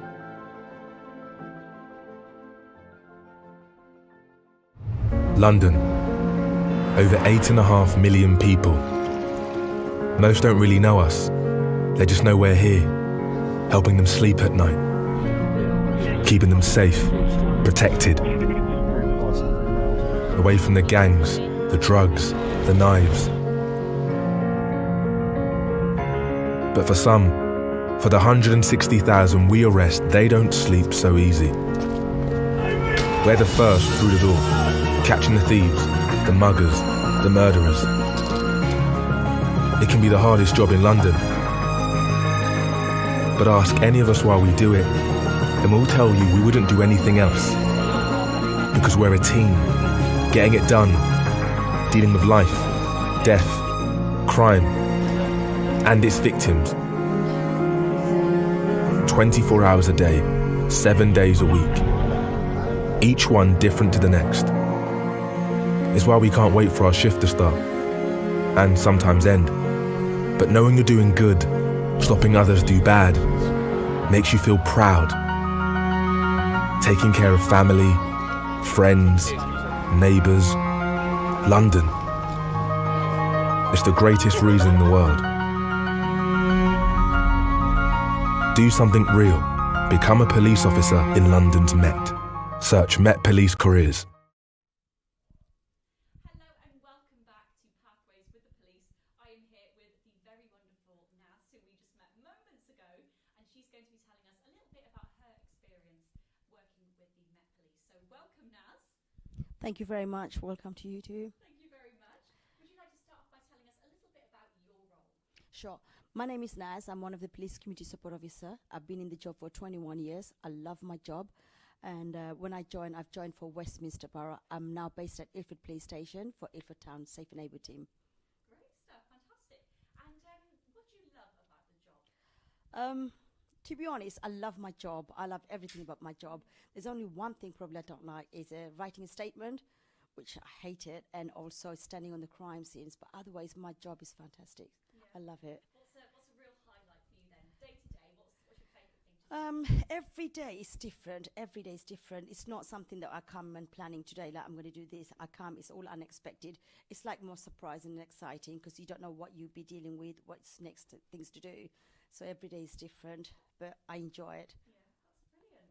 And I know you just said every day is different, but what would a typical day look like? Typical day, for example, if there was a crime scene, then you might be stuck in the crime scene for hours and hours, just standing there, making sure that no one could pass through the cordon, talking to members of public. But with me, I like to do a real job out there, reduce the crime, fight the crimes, and help the members of public. Yeah, that's wonderful. Yes. Really great. And statement, I'm not good at statement. I hate statements. No, not statement, no. No, I can't. No, I can't, because statement is important. It's partial of the evidence, isn't it? So it's really important. I can't escape it. Exactly. Yes, that's right. Enjoy everything. Everything. And what would you say to someone who might be considering a job working for the Met? I'll say to people, this is a brilliant job. Honestly, this is a brilliant job. It's a secure job. It's a government job with a high, good earning salary. It's also a job where you can do flexible shift pattern. You can do compressed hours. You can do part-time. And the job is there to look after you and look after your needs and look after your requirements. This job, you benefit a lot out of it. For example, last couple of years ago, we had COVID. I was not in loss because I was still in the job. I was still getting paid. My financial managed well, and also my children, they were not out of loss of education because we were the key workers. So we benefit quite a lot from this job. And I'll say to people, if you're young and you want challenging, you want rewarding, you want to make a difference in the community, join this job. This is the job for you. Yeah. And we were just talking to Hessel and also to Elon about the variety of the roles, the 3,000 different roles that you could have.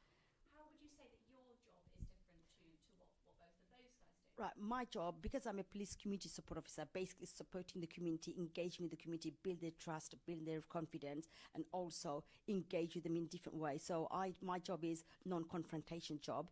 It's just the same as a common law jobs where people get detained. But I still, with my job, I still do, like I do youth engagement. We do multi-faith places, engage with the leaders, community leaders. I do also a lot of crime prevention stalls, crime prevention talk. Also do talks to elderly people, go to care home, residence home as well, provide all my safety talks in there. We also visit primary, secondary schools. So my job, I mean, I could sit here and spend hours about my job. My job is never endless. It's just so exciting. I look forward to come to work every day, and I'm passionate about my job. That's great, and it obviously shows. Even though, no, I mean, energy, it boosts itself because when you're doing something, honestly, I do 10 hours job, 10 hours a day. My shift is 10 hours a day, but I never get the time to look at my watch. I have got watch on, but I just don't get time to look at my watch because I'm so busy, and it's so exciting. In this job, you're actually learning something every day. You're gaining experience, knowledge, and also sharing this within your team. You're learning something new and also educating yourself. And this is a job for you where you can see a bright future. So if I wanted to go for a police officer job, I could. From there, I could take further promotions. But I decided to stay in this job because I love communicating with engagement and also bring up my all my knowledge and skills, share that with the community. Community is important in my life. Yeah, of course, and I feel like you're making such an impact on the community. You know, when you were talking about the talks that you do, the presentations you do, you're obviously out with the community, you know, quite a lot. I am at the moment. For example, we've got violence against women going on at the moment. So on that, I do a lot of work where I do evening shifts, where I will gather a lot of local residents or vulnerable victims or vulnerable people.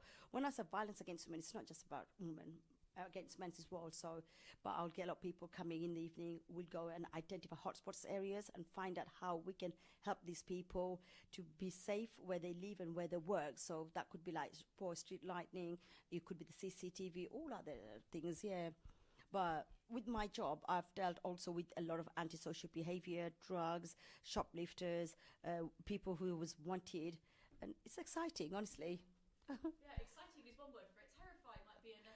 I'm not, to be honest, I'm not scared. I'm not afraid. I'm a brave officer and I'm a very hard-working officer, and I've got backup. My backup is my Metropolitan Police, all my colleagues. One button, my colleagues will come run to me, and I know I'm safe. And before that, you have to think about your safety and other safety as well. So we've been trained for all that. So it's not something like I see a group of 6 boys and I'm going to jump onto them. No, I'll ask for backup, CCTV monitored, get everything ready, then I'll go. Brilliant stuff.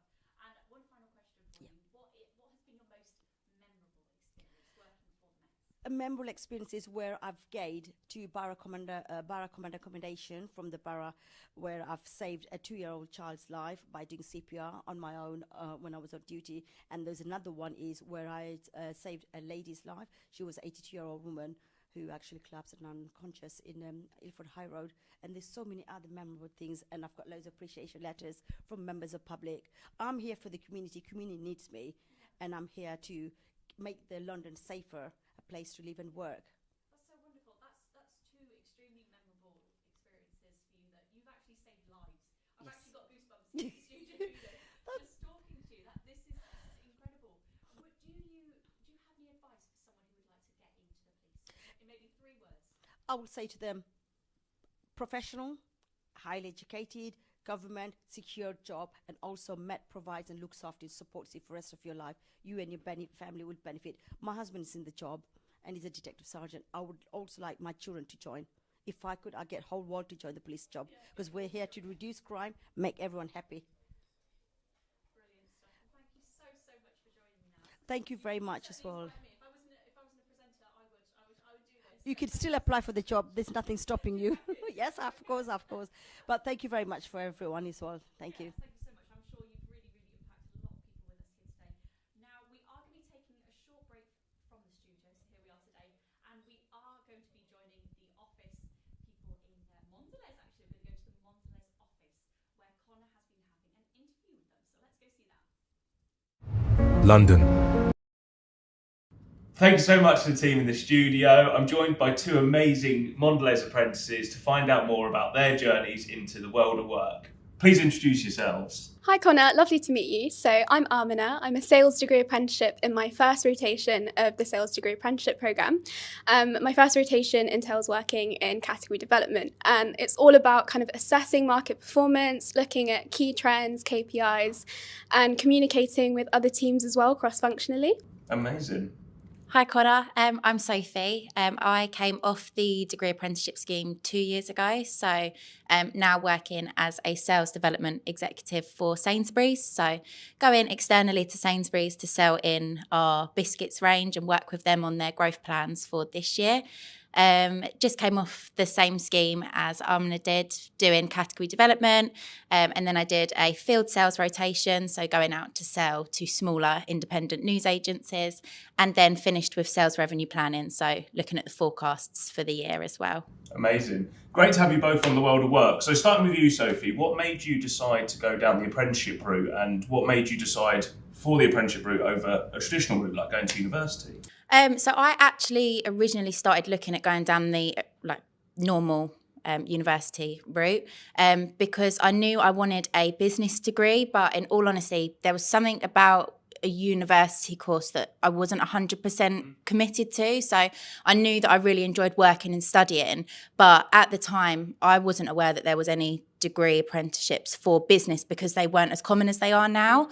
So I went and did some uni open days with the mindset that I'd be going and doing a normal university degree, and sort of told them what I was really interested in. So like I liked working on the weekends and doing my studies. And they said, well, have you not looked at our degree apprenticeship schemes? So I went and had a look on their website and realised that a degree apprenticeship was exactly what I was looking for. Yeah. Did you apply for multiple degree apprenticeships in your? Yeah, so I had a look on the university degree apprenticeship page, and they had all of their applications on there for the different businesses that they partnered with, one of which was obviously Mondelez, and then I applied for some others as well, but it was just the brands and sort of the vibe that I was getting from the business on their page that I thought this is where I want to work and this is what I want to do. Amazing. And Amina, for yourself then, when you were making that decision, how did you go about making the choice that an apprenticeship was the route for you? Yeah, sure. So like when I completed my A-levels, I was completely uncertain about what I wanted to do. Yeah. And it was kind of taking a gap year and working for a bit, as well as kind of doing a few courses and a bit of education, when I really realised that I like that combination of being able to study and being able to work at the same time. Like really being in that immersive environment where you can put theoretical knowledge into practice straight away. And that's when I kind of discovered degree apprenticeships through social media and like LinkedIn and TikTok. And then I kind of researched into the whole scheme in general, and it really intrigued me. So I applied for a few different kind of degree apprenticeships within FMCG because I was quite interested within that industry, so fast-moving consumer goods. And then I had a look at all the different options that were out there. And for me, Mondelez was the one company that kind of really aligned with my own personal values, and like also the initiatives that they're taking in terms of sustainability and diversity were really what kind of resonated with me a lot. So when you were looking at your options when you were in school, did you think there was a lot of... was there enough information given to you to understand the difference between apprenticeships and university? At the time, I don't think there really was. It kind of really took me doing my own research and kind of turning to external websites and sources of information to kind of really figure out what was the best opportunity for me. I think within a lot of colleges in sixth form, there's this huge emphasis on going to university, and that's kind of the be all and end all. That's the only option out there.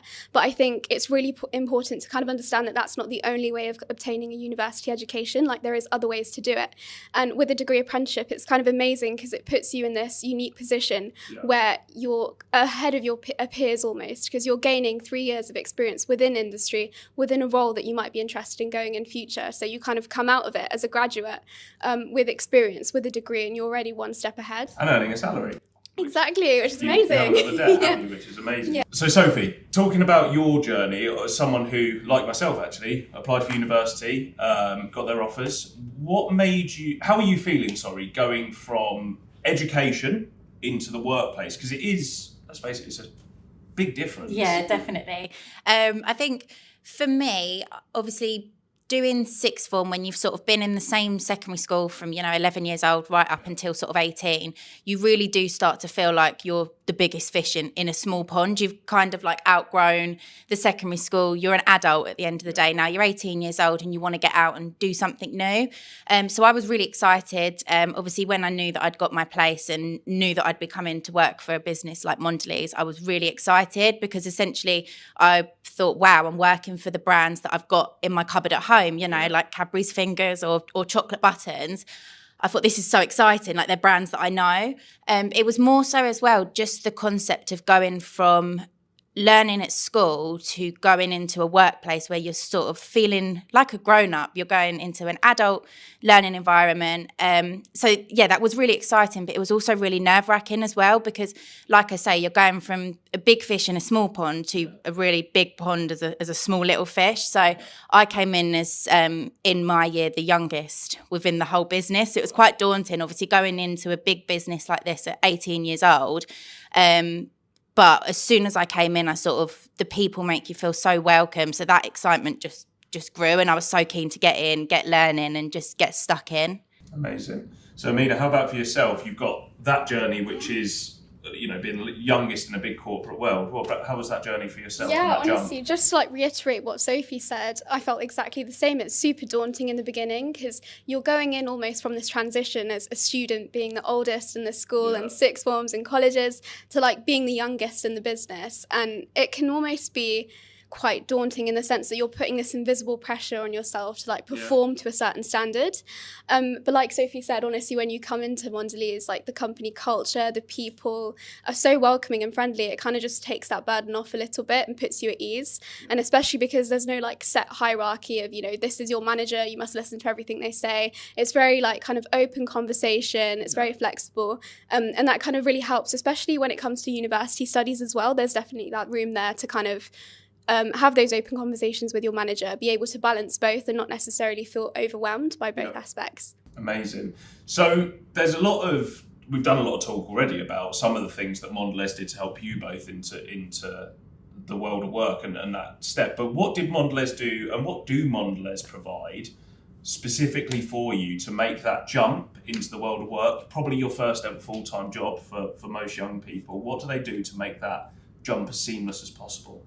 Yeah, so there was definitely a few different steps in place. So we had the option to have buddies, which were other degree apprentices from the year above, and we kind of had good conversations with them right from the start when we had our handovers, and they were kind of very transparent with us of what we'd expect, and that was really useful in kind of just getting into some insight into what we'd be doing across the year. And then in addition to that, we also have the option to have mentors as well, so other people who might have a few different years of experience within the business across different functions, and kind of getting their insight and perhaps looking into career progression as well. So that was two very useful things that I found quite important for me when I started.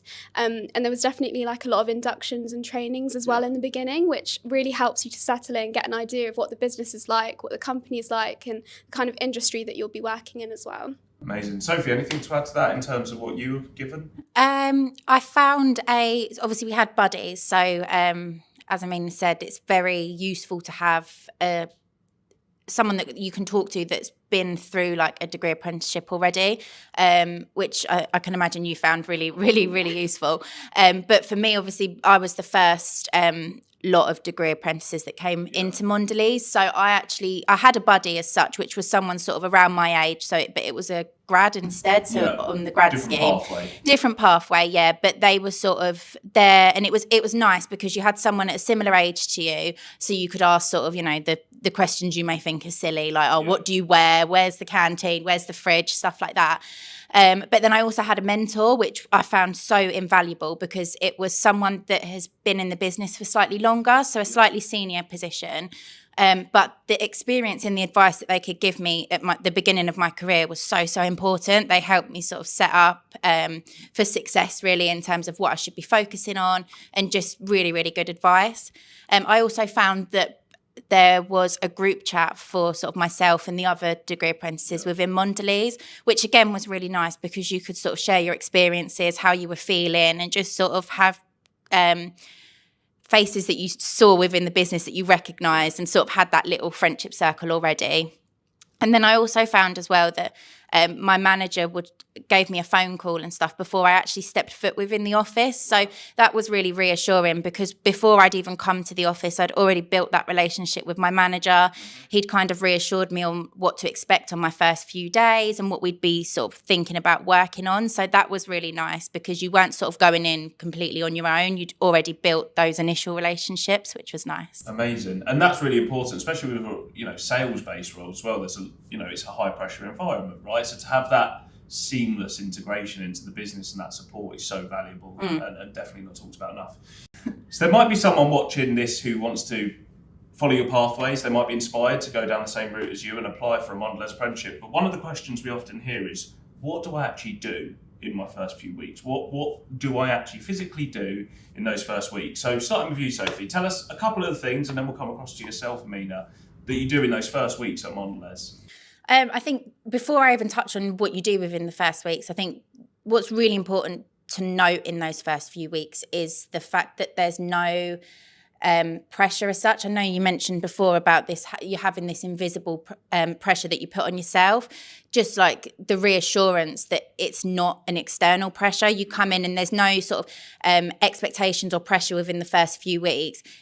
is very much a case of finding your feet. They obviously appreciate that you're like just coming out of school, exactly, making that big jump, going from sort of secondary school into the business world, and they are really, really keen to support you. So you very much have sort of like a 2-week induction program, which the first week is very much focused around all the different functions within Mondelez. So you learn about sort of how finance may interact with category development or marketing, how everything ties in to sort of keep the wheels in motion, really. And then the second week is focused more around your sales role. So what happens within your role, what do you do on the day-to-day? So you're really just sort of taking each day as it comes, getting more familiar with the business, but also just meeting other people, like speaking to new people. And as I said at the beginning, there is really no expectation to get stuck into work straight away. It is a case of finding your feet within the business, speaking to people, and it's really just important to make the most of that as well, because that is just, it's invaluable experience, really. Yeah, and Amina, anything else that you've done? I know you're obviously on different cohorts of apprentices, so is there anything else that's been added to that? Just to reiterate what Sophie said, it's a very like seamless transition process. You kind of have all the time in the world to like pick up things, learn, and there's like all the opportunity to as well. I think with my 2 weeks of inductions, it was quite interesting actually, because it was very varied. We had some within the office, we had some kind of field inductions where we'd go out to supermarkets and stuff. So it's not all kind of boring, sat there in front of a PowerPoint. It's really interesting, and it's good fun as well. And it gives you that opportunity just to get to know the business, as I mentioned before.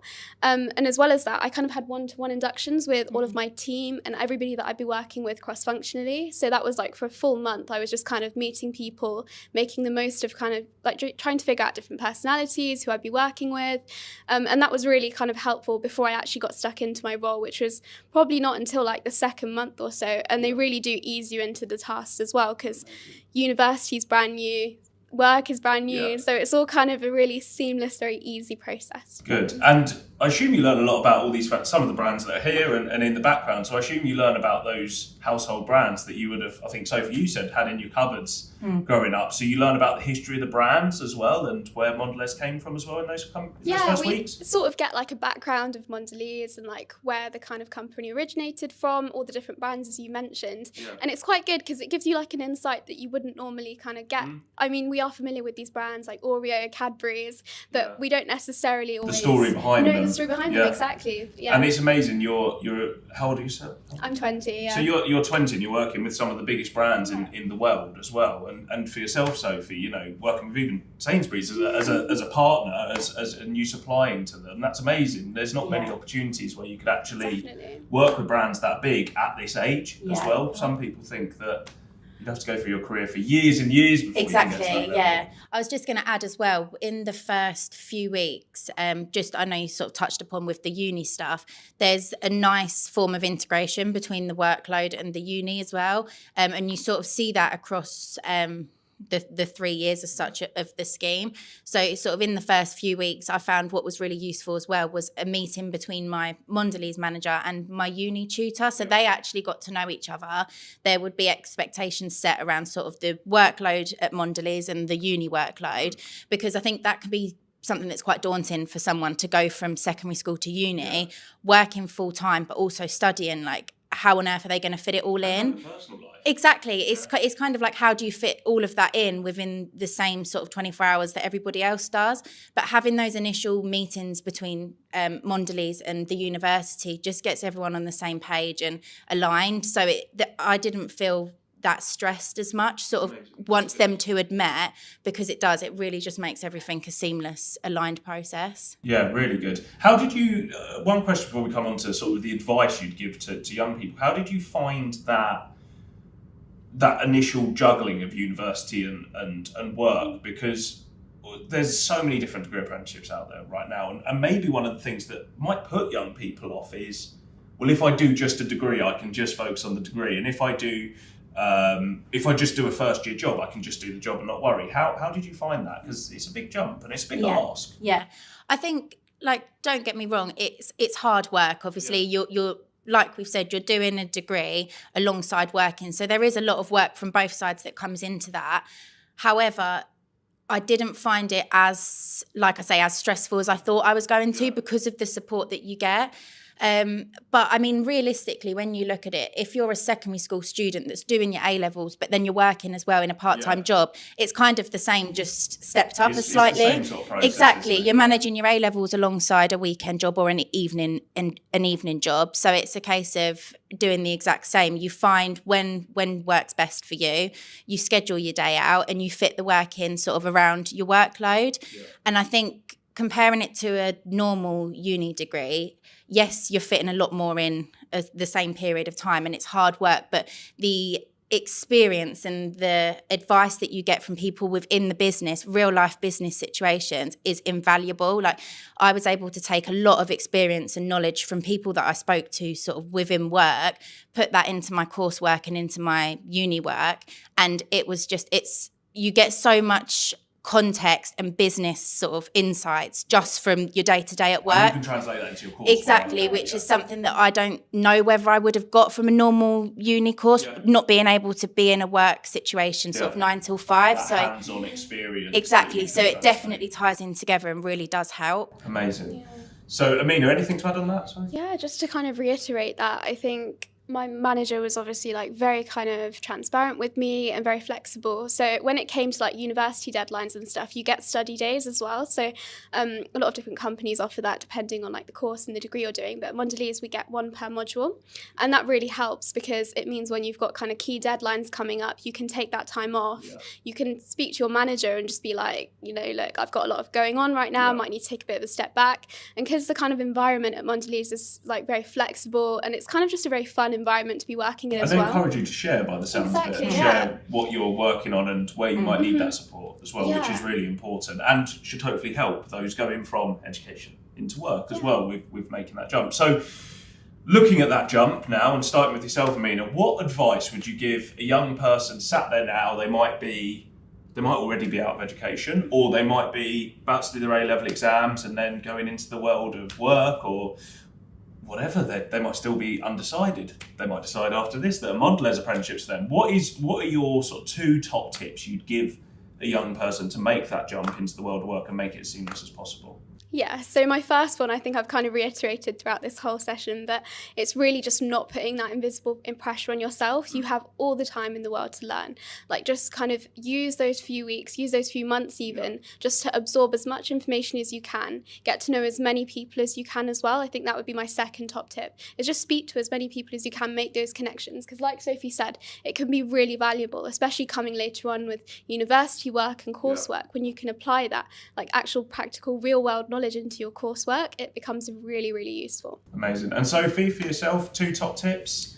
The first one I would say is to just be yourself. Like, obviously, the application process is understandably competitive because of like the schemes and how amazing they are. And it's the same across all of the applications that you'll probably go through. They'll be competitive. And I remember sort of at that time being very quick to compare myself to all of the other applicants and sort of coming out of it thinking, oh, I might not have been as good as this person, or I was slightly different to this person.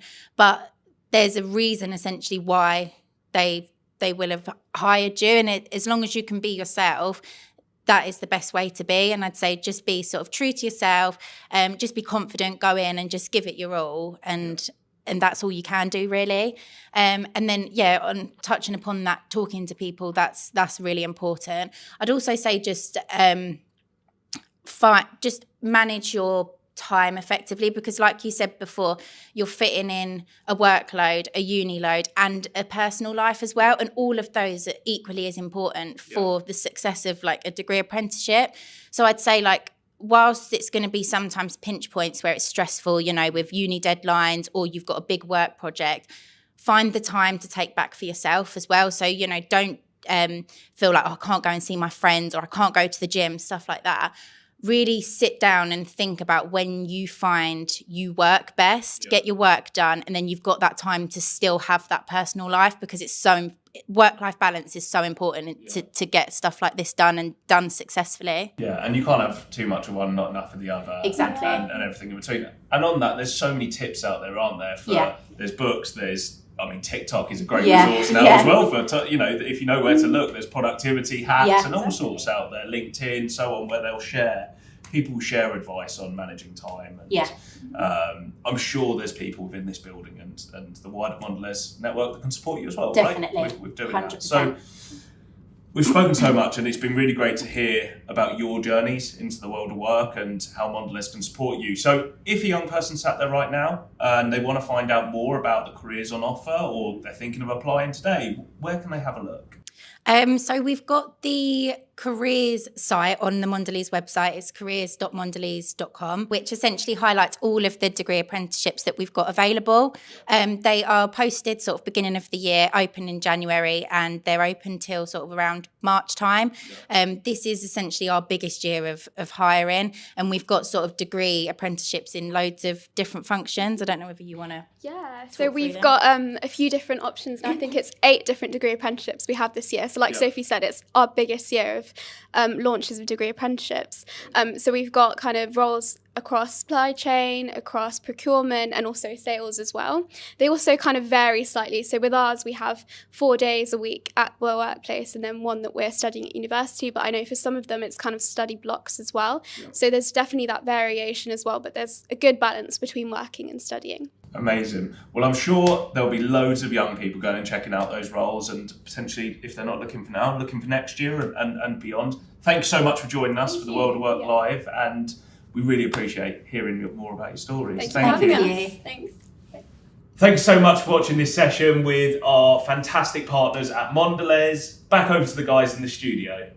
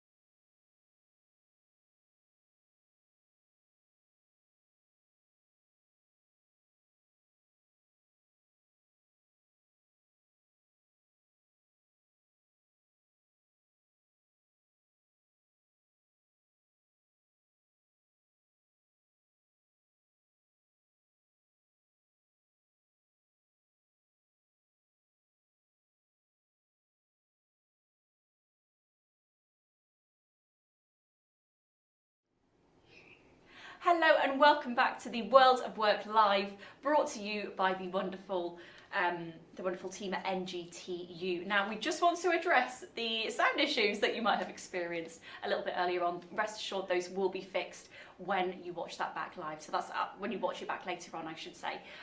But apart from that, just a huge thank you to Connor, also from NGTU, who did that fantastic interview with the Mondelez group. So thank you to you, Connor.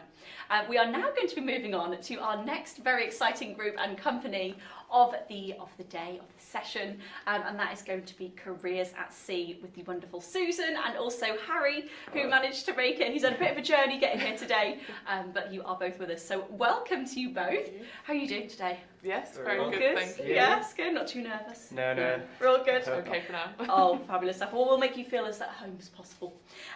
So we just wanted to know a couple of things about you. So maybe, obviously, we know your names, but if we could just have your titles, your roles, and a little bit about what you do. My name's Susan. I work at the Merchant Navy Training Board, and part of my role is Careers at Sea promotion. So this covers predominantly cadetships and ratings aboard ships, and really selling and showing off the wonderful world of opportunities at sea, but also within maritime in the industry as well. So my role covers that promotion in the UK, but also managing what we call our Maritime Educational Foundation cadets. So my role's split in two, but really today we're here to talk about Careers at Sea and the opportunities. Wonderful. And Harry? So I'm Harry. I'm a newly qualified deck officer. So I deal with the navigation of the vessel, maintaining the safety, and take orders from the captains. Yeah. Great stuff. And how are you finding your first role? Well, I haven't been out to sea yet, so I'm still waiting to go away, but the training was really good. Yeah, so, practising on land. Yeah, quite a lot of practising. Simulator work, yeah. Yeah, I bet. And I guess, the first question, maybe Susan, you'll know a little bit more about this at this moment in time, but what are the opportunities for people who might want to work at sea? Yeah, sure. So the entry pathway really that we try to promote is this cadetship that Harry has been through. It's a 3-year programme that's fully funded by a company, and there's a bursary as well whilst you're doing the training. And that can be in either deck officer role, which is what Harry has completed. There's an engineering officer cadetship, and there's also an electrotechnical officer cadetship. So there's 3 different options there.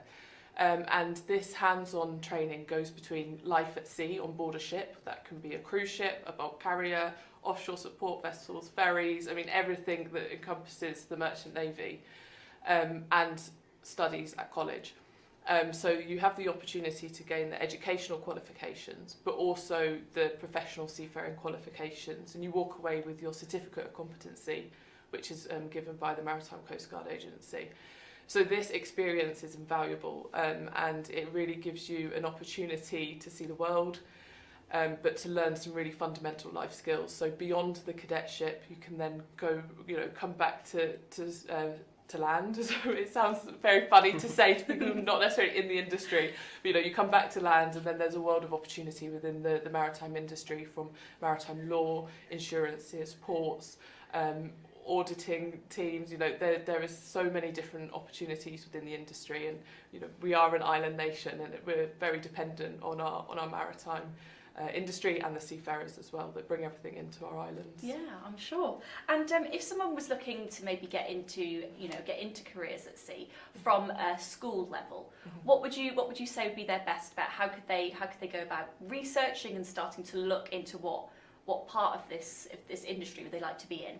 So Careers at Sea, we provide sort of an unbiased industry-wide overview of exactly what the entry routes are. There are various different ways to apply for a cadetship. That can be either through a company directly, through a training management company, and they would then guide and support everybody through their training as well. Also attending open days at the maritime colleges. There's various within the UK, is the best way, I think, to go into the colleges and see exactly what training would look and feel like. It also is an opportunity that takes you away from home. So if you want that university feel, and gain that independence, but not necessarily go to university itself. It's a really fantastic way to start taking those steps towards leaving home and building that career path for yourself. Yeah, because it's a scary thing, isn't it, leaving home for the first time? So, but I think it's a rite of passage, isn't it, almost, really? Harry, how did you find leaving home? Or have you not left yet? I left home, yeah. So I went deep sea, so normally your sea phase is split up into around 3 phases, but due to COVID I did it in 2 phases. So I did one contract which was 5 months and the second which was around 8 months to get my 12 months sea time. But actually it takes about 2 weeks to get settled into the crew life, ship life or whatever. But once you've settled in, you make some really good friends. You're constantly learning, so it's kind of, as bad as it sounds, your family or like your friends, it's kind of on the back of your mind because you're so busy. The ship never stops moving, it never stops working. It's a 24-hour factory, really. So, and time flies by. It really does. You're constantly busy. Yeah. Yeah. So you've made some good friends along the way. Yeah, lifelong friends. Yeah. And the best thing is, it's all throughout all ranks, and they're always there to help and support you. I never found it difficult going away to seeing them, just because I had the right support there, the right crew. So, can't fault it. Yeah. Were you a little bit nervous at the start? Yeah, I was absolutely petrified because I flew out to Singapore to join the vessel. I'd gone on holiday, but it was nothing, like going to Singapore on your own or anything like that. And I ended up meeting one of the officers in the airport just out of accident, really, and was like, "Oh, where are you going?" And just explained, and then he said, "Oh, well, just follow me," and then you just kind of get looked after. So you're not really left on your own as a trainee officer. There's always going to be somebody there to guide you, take you through the steps, take you through the process. So it does take the nerves off you, for sure. Yeah, that's amazing to have someone, look after you as far as Singapore. I went to Sheffield Uni and I was, crying in my room for 3 weeks, you know. So to go to Singapore is amazing. Yeah. Which kind of brings me on to my next question then, is where else have you travelled? Where have you been lucky enough to go on your... There's not many places really I haven't been. Like I said, flew out to Singapore, been to China twice, been to Taiwan twice, been to Vancouver, Brazil, Norway, Flushing in the Netherlands, at Vancouver, yeah. So there's a lot of places covered. Japan I signed off in as well, so loads of places. And prior to COVID, we could get shore leave in all these countries, but just recently because of COVID, that's not been possible. However, now, different countries are all starting to lift their requirements. You can start to get shore leave again. And that's definitely gives you such a huge break when you are, when you have been on the vessel for say a month. You can go off for a few hours, come back to the ship, do your work, and if you want to go away, back on shore again, you can. So it's quite nice to have that break in different countries, which sounds quite weird. Yeah, I bet. No, it sounds very lovely. Yeah. I'm sure that the work that you do is extremely difficult, but it must be nice to have that break and to experience a new place. No, that's it precisely, because on a ship, you're always working, everything. It can be quite a stressful environment at times. It is a very busy environment. So the weird thing is you'll come off your watch after 4 hours, where you could have been in the South China Sea, navigating around 70 fishing vessels, constantly having to think and manoeuvre the vessel, and then you can literally come off watch and you just sat outside on the back of the ship watching the sunset in 30-40 degree heat, or you come off watch and you're all having a barbecue on the back of the ship on a Friday night. It's all the crew together, music, look, I love the life.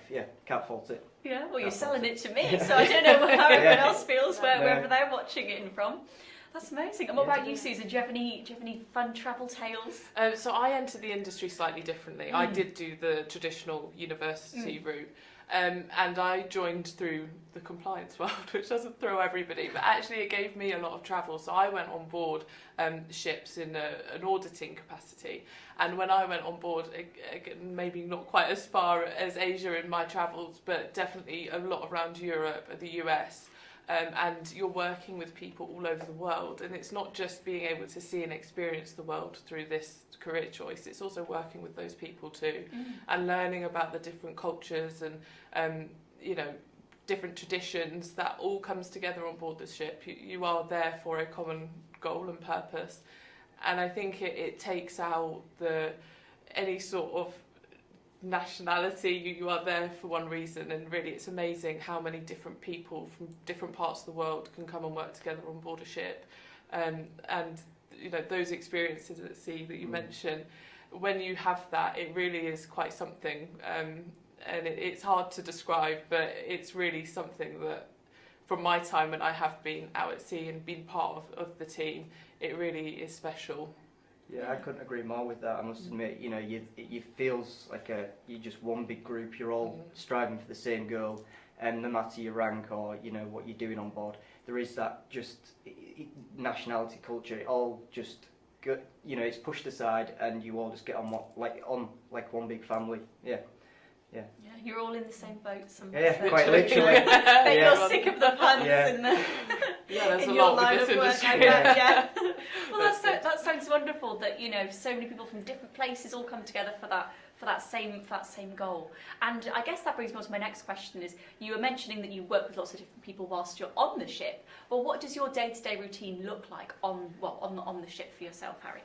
On the ship, so every officer has their own watch. So it tends to be 4 hours on, 8 hours off on the vessel.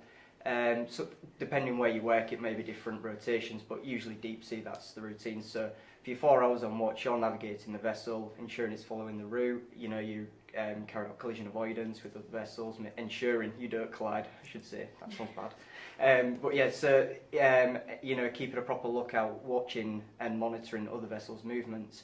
And then after that, you might do a couple of hours of paperwork, getting the vessel ready for coming into port, maybe updating publications, and ensuring that all the safety equipment on the vessel is maintained to a high standard.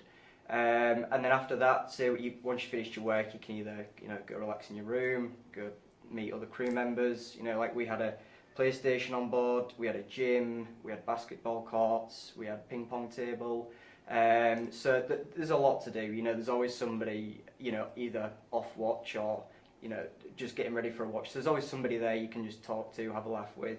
Yeah, so coming off watch, go sleep and chill out, really. That's it. Yeah. Watch the sunset, as you said. Quite literally. Yeah, have a cup of tea. Yeah, well, that sounds perfect. So yeah, it really does sound quite dreamlike. I'm sure there's lots of hard elements to it. Is there any challenges that you face on a day-to-day basis? On a day-to-day basis, if you deep sea, I wouldn't say there's a great deal of challenges because it's, you know, you're in open ocean.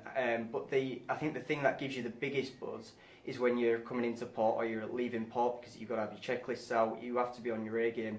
You know, getting the vessel ready, set up, calling the appropriate departments, following the captain's orders. He might want the engine started, you know, an hour before departure. So it's quite logistical, really, because you're having to try and figure out, right, do I need to prioritise this first or this first? You know, so there's a lot that's going on behind the scenes just to get the vessel prepared, and it's, you know, my responsibility if I'm on watch to have that all prepared and sorted. Yeah. And what about yourself, Susan? What challenges do you face day to day? I mean, talking from the side of the cadetship, I think some of the challenges that somebody looking to do this might face would be that element of travel.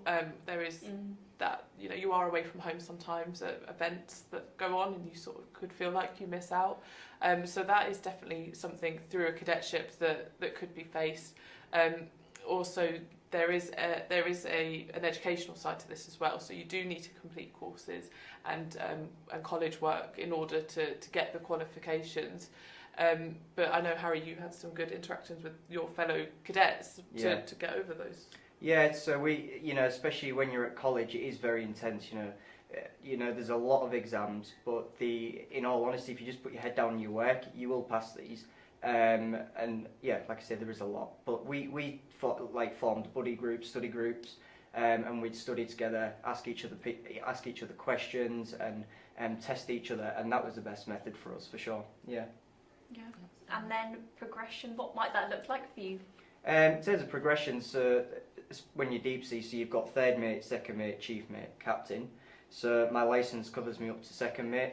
Then I'll have to come back to college for a few months to take my chief mate exams. So the chief mate, he's really involved with the stability of the vessel, figuring out how we're going to load the cargo best so it doesn't overstress the vessel. And then from chief mates, you go to captain, and captain's another exam you have to take, competency exam.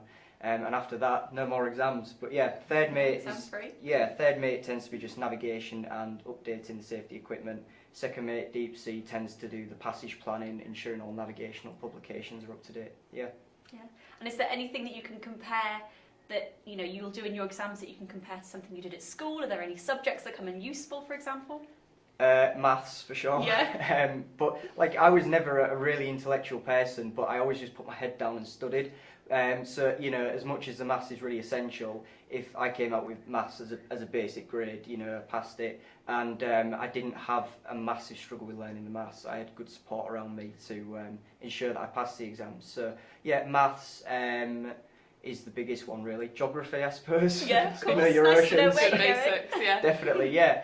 But yeah, definitely maths, physics, them types of subjects. Yeah. Yeah. So maybe someone who's interested in maths and geography, for example, at this at this age of school age, it could be quite good. I think they're the fundamentals, and to get onto a cadetship, so everyone can walk away with this certificate of competency to be an officer on board. But the educational qualification can be at various levels. So you can go in at HNC level, and so basically level 3, level 4 and level 5, and some places even also a university route. So if it still sounds good, you can still do this and come out with a bachelor's degree at the end too.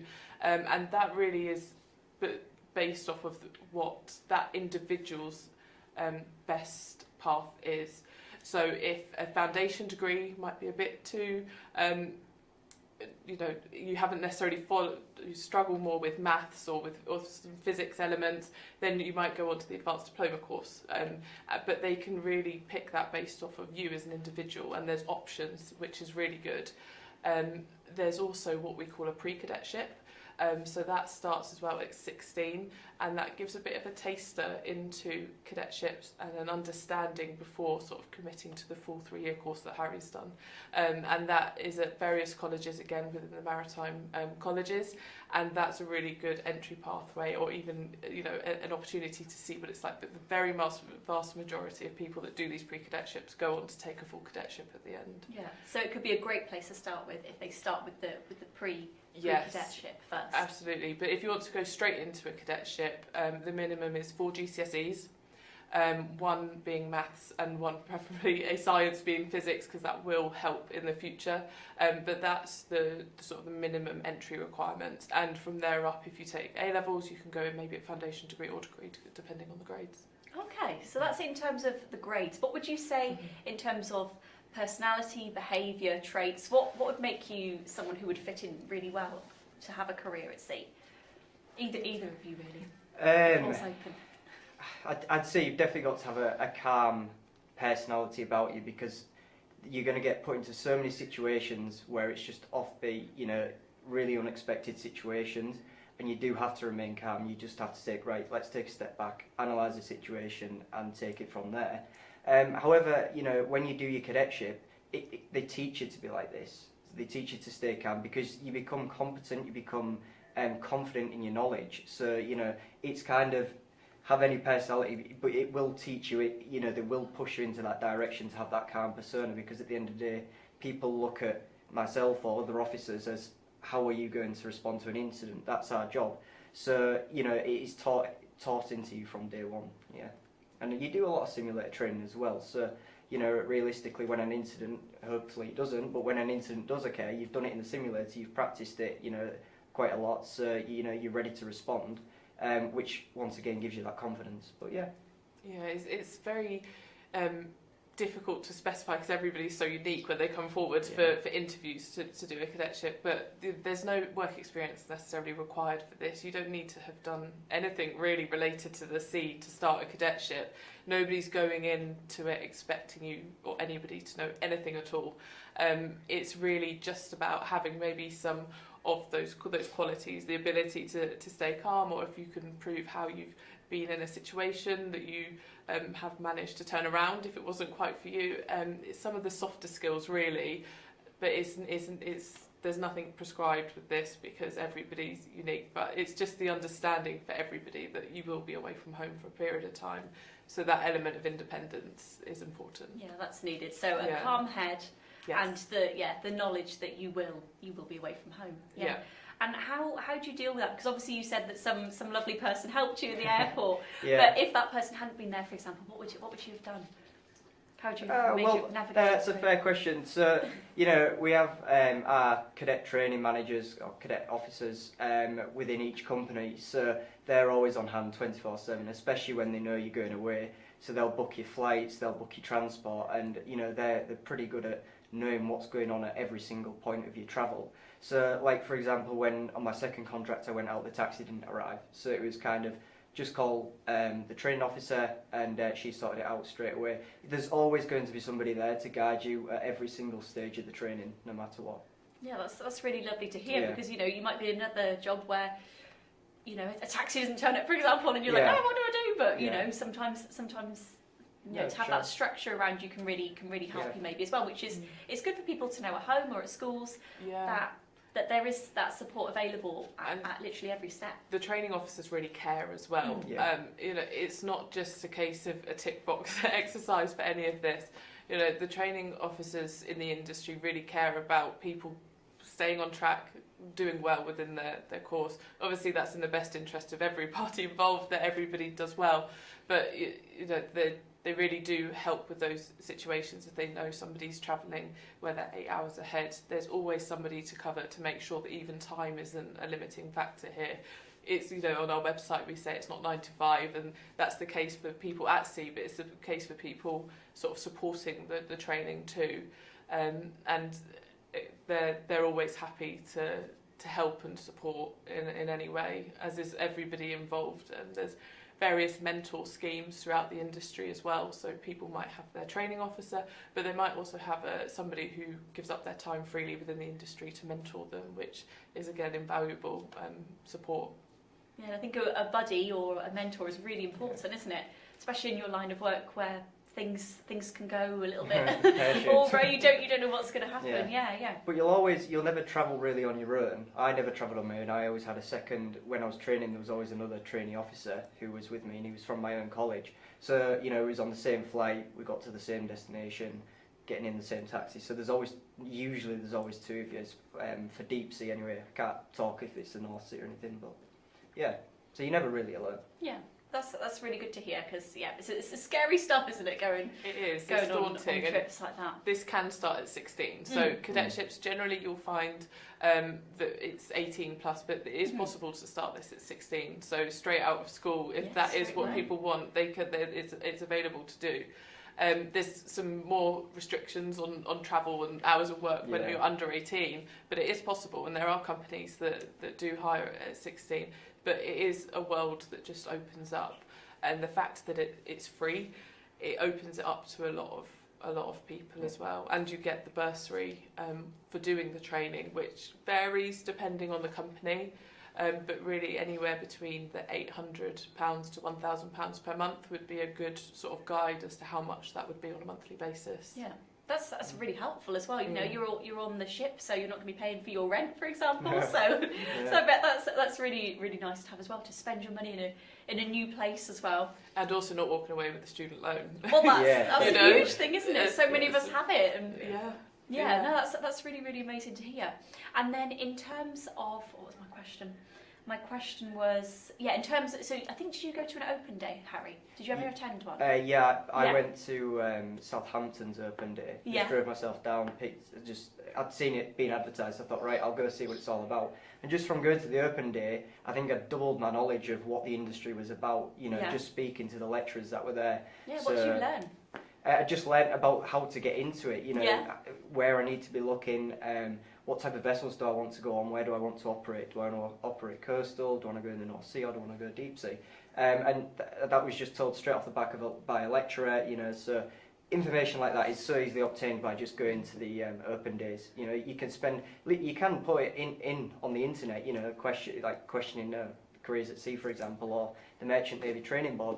And you will get a lot of answers, but sometimes it's just better. I personally like to get it in person, somebody actually telling me, this is what you need to do, have a look at this, have a look at that, contacting, networking. You want to speak to a person and absorb it all, as one of our last guests was mentioning as well. And definitely, and you know, if anyone ever makes an inquiry through Careers at Sea, then we're more than happy to have the conversations. I think it's always easier, you know, we depend a lot now on just finding stuff out on Google, but I think actually having those conversations and asking questions, that you might not necessarily think of until you actually talk to somebody who's been through it is very important. And yeah, it's something as well that we can get when people know they kind of want to go and do this, but they don't necessarily understand what would work for them or what type of ships. As I mentioned at the very beginning, you know, that there's a range of different ships you can go on to. And some people are more suited towards passenger ships and going on to cruise vessels and ferries, and you know, working their way up through guest interaction as well. They enjoy that element.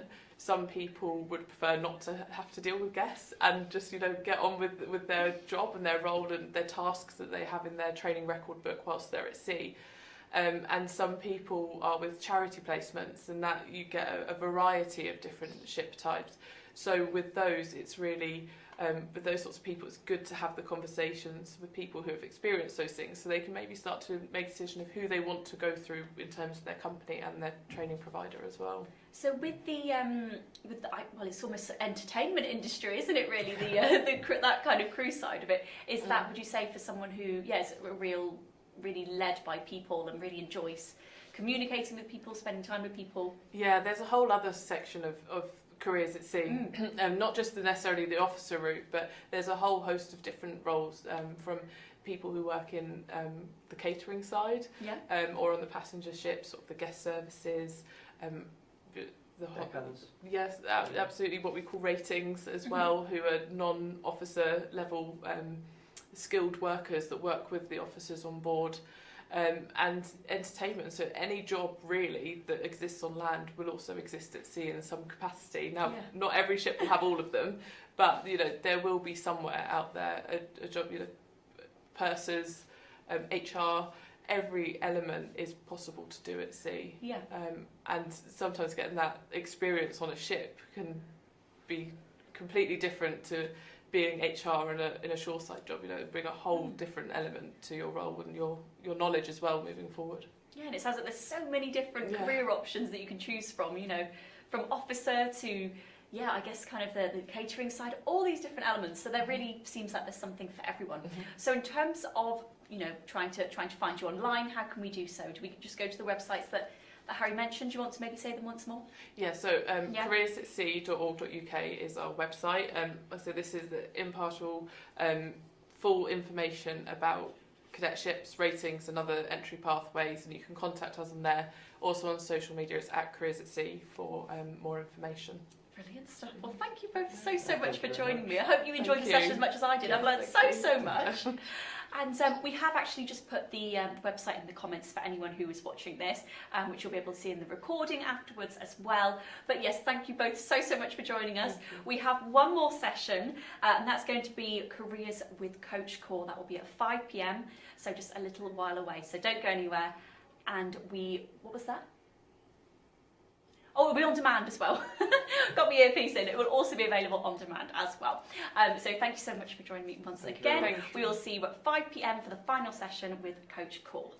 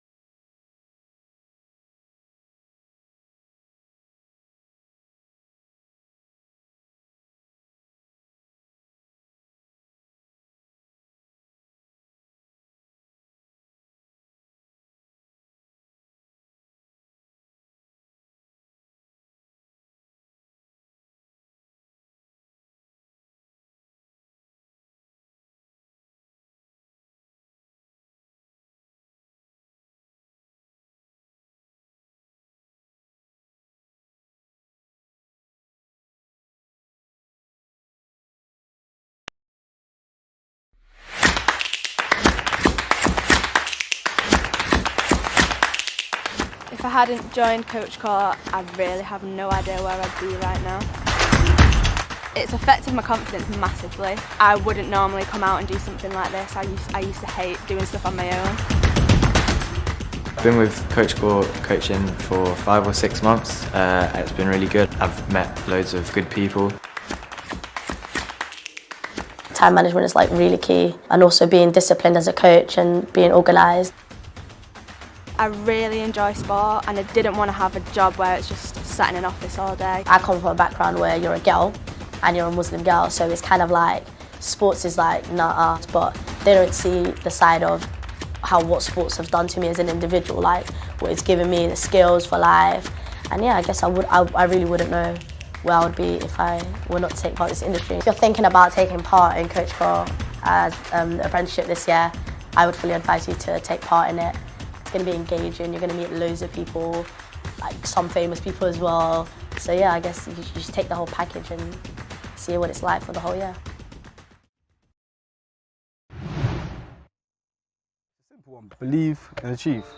I feel like that's one of the early ones that I learned when I was young, so I feel like that's always stayed in me. If you believe, you can achieve your goals. Well, my name is Nana Darkwa. I'm currently working for Red Bull Foundation. I've been put on the Coach Corps apprenticeship as well. And yeah, I play football, semi-professional, playing for a team called East Warwick at the moment. And I really enjoy doing my coaching as well, and youth work. That's kind of my forte and what I'm doing right now. So yeah. What inspired me? I feel like me being around sports the majority of my life, I feel like that's the real key element for me saying, let me go into coaching, because I was playing football, I was playing for Southampton, the academies, and I was playing at Blackpool. So I've been playing at high level in football. That's what I've been doing. And to come out of that and I didn't get a contract and whatnot, I was looking at different avenues and where to go. And being around sport, I feel like it would be a perfect idea for me to help others in coaching them into sport. So I feel like that's the main kind of reason why I did it. I feel like my current employer right now, Red Bull, is really supportive of my football career as well. Like I'm still actually playing my football career, I'm still trying to make it pro. With stuff like, if I've got a random game on a Wednesday, I can just be like to them, talk to them and say, I've got this game, can we do something, can we shift around my work? And then they just do it like that, and they really are supportive, and they know that I do play football and they really want me to do well in it. I've had trouble with a lot of injuries. I've done my ACL before when I was about 17, and that was a hard one to take personally, because I was like around the first team at that time, and that was like mentally it was really hard. Yeah, I hope to think I'd be a role model, but yeah, I would say I feel like if you're a coach, I feel like that is one of the things you need to be. You need to be a role model to kids, and I feel like I do I hope I do inspire them, and I'm a role model to them, because I try and have not just, there's one thing about having a coach relationship or having that relationship with a child to be able for them to be able to trust you, and I feel like I do bring that, and especially with kids that aspire to be footballers and stuff like that, they kind of look at my story and stuff like that, and they get like, wow, this is cool. So yeah, I feel like I do. I feel like what next for me is I just want to continue my coaching experiences. I want to be the best coach I can be to help out younger people than me. I feel like what I got when I was younger is a good thing that I want to give that to others now.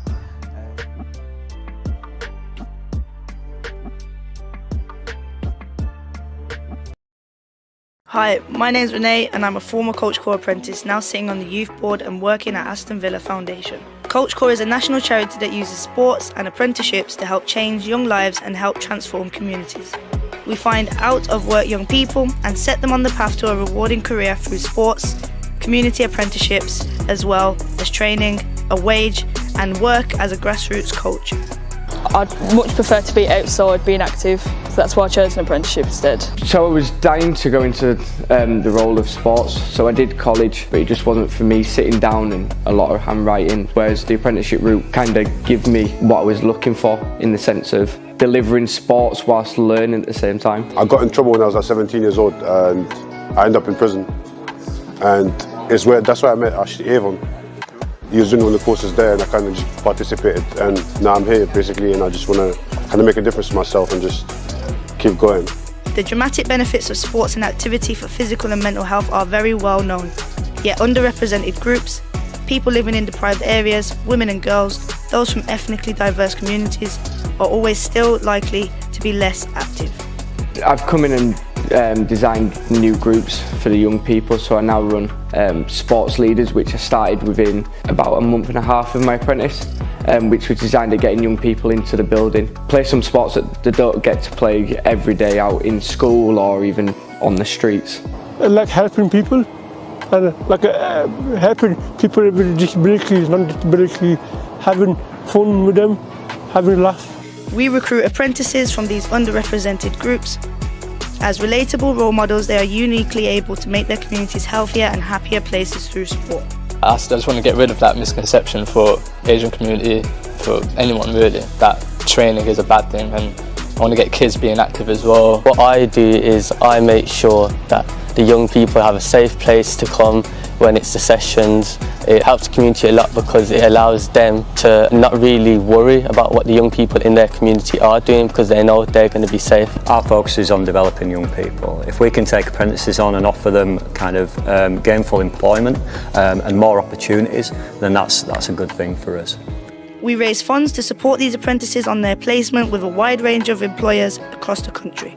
With the addition of young and passionate persons to help their workforce, organisations that employ a Coach Corps apprentice are able to grow and have even more of a positive impact on the communities that they serve. Apprentices have transformed our organisation. It's something we've never done before, but it's something we've talked about for years. We have this idea of kind of youth leadership in our community and bringing young people up to be the leaders in their own community. The Coach Corps programme was perfect for that. Something I was searching for in my work life was meaning, and I needed purpose, and I feel like through Coach Corps I found my purpose. A lot of the kids we work with have gone through so much more than I ever did. For them to have gone through everything that they went through and being able to open up, I feel like that helps me find my purpose in like working with young people, definitely.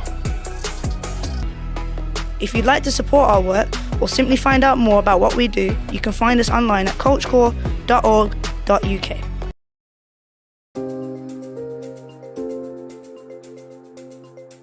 So prior to my apprenticeship, I studied computer science at university, but the learning style didn't really work for me. Having to go in 5 times a week and not really being committed, so that didn't work out.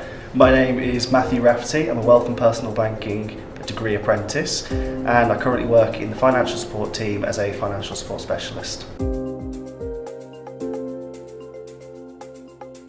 So my day-to-day job involves running the CAFLAN for the financial support team. This is for the call centres to make sure that we have enough supply and demand so that we don't have customers in need of financial support left waiting on hold. So I collate all of the information, put it together, and I hand that over to the department leads so that they can then make their decisions based off the needs for supply and demand.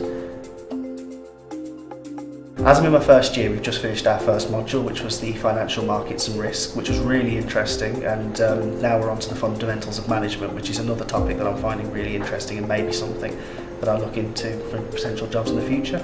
Prior to my role, I did need skills in things such as Excel, Word, PowerPoint, but on the job, I did find that I needed to do perhaps a bit more of my own research into Excel, as it does involve a lot of spreadsheets, but other than that, I didn't really need anything to start the apprenticeship. I think my favourite part of the apprenticeship so far has been all of the opportunities that I've been provided. You can take volunteering days where HSBC will pay you and the place that you go to do some charity work. At HSBC there is lots of support towards your growth and development. Personally, I have one-to-one meetings every month with my placement manager, as well as a talent coach who will provide me with the on-the-job learning part of the course, as well as my program manager who checks up on my apprenticeship and also my well-being. HSBC very much care about the employees' well-being, and it's very important to them to make sure that not only are you okay with your apprenticeship and your work side, but also your personal side, and making sure that if there's anything they can do to help, that the offer is there and support. I think to be someone that works at HSBC, you need to have a very strong work ethic, and you need to be able to be organised and adapt, because nobody's going to chase you on your work. You are expected to get your responsibilities done.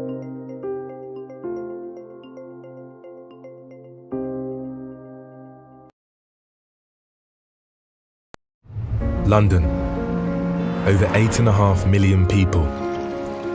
Most don't really know us, they just know we're here, helping them sleep at night, keeping them safe, protected, away from the gangs, the drugs, the knives. But for some, for the 160,000 we arrest, they don't sleep so easy. We're the first through the door, catching the thieves, the muggers, the murderers. It can be the hardest job in London. But ask any of us why we do it, and we'll tell you we wouldn't do anything else.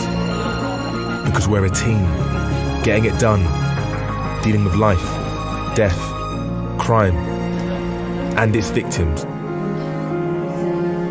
24 hours a day, 7 days a week. Each one different to the next. It's why we can't wait for our shift to start, and sometimes end. But knowing you're doing good, stopping others do bad, makes you feel proud. Taking care of family, friends, neighbours, London. It's the greatest reason in the world. Do something real. Become a police officer in London's Met. Search Met Police Careers. I knew that going to uni would be quite difficult for me. I also did not like the idea of having to pay so much money and have so little money coming in. I know a lot of people struggle with the balance of working and trying to go to university at the same time. As a degree apprentice, I'm getting the same level degree, a bachelor's in engineering.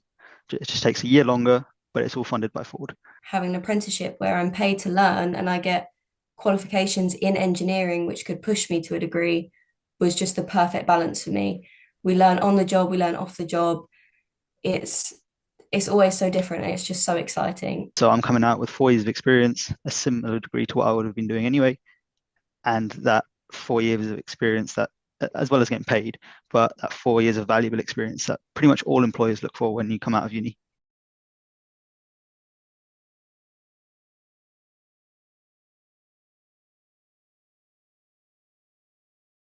Hello and welcome to Race to Your Career. I suppose the best thing about this industry is how helpful everyone is and how everyone wants you to succeed. Horse spars, and I have no idea what that is.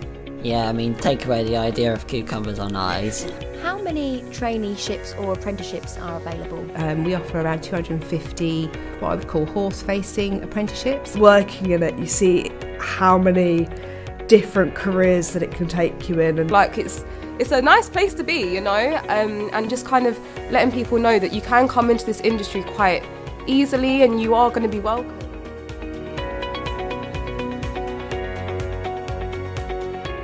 Every day is an opportunity to grow. The new experiences that offer a taste of the future to come.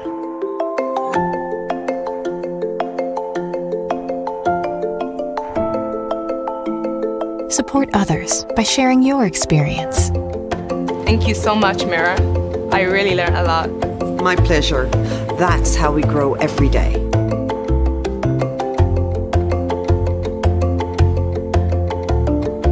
Knowing that along the way, it's about the connections you make.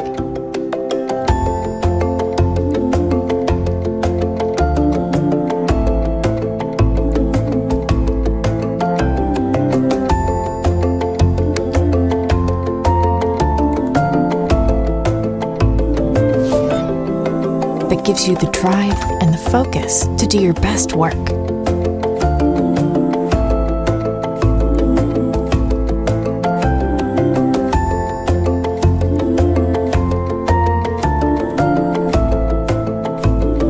And that shapes you into being the best you can be.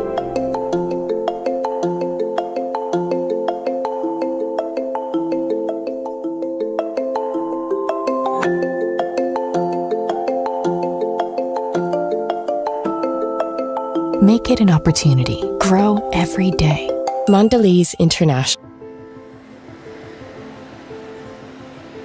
When I left university, I was out of ideas of what I really wanted to do. So then I kept chatting to some of my friends who had served or are currently serving in the Royal Air Force as well, and their job sounded quite fun, different and enjoyable. Hi, I'm Matt. I'm a aircraft technician avionics on 47 Squadron, Hercules C-130J, and I've been in the Air Force for 4.5 years now.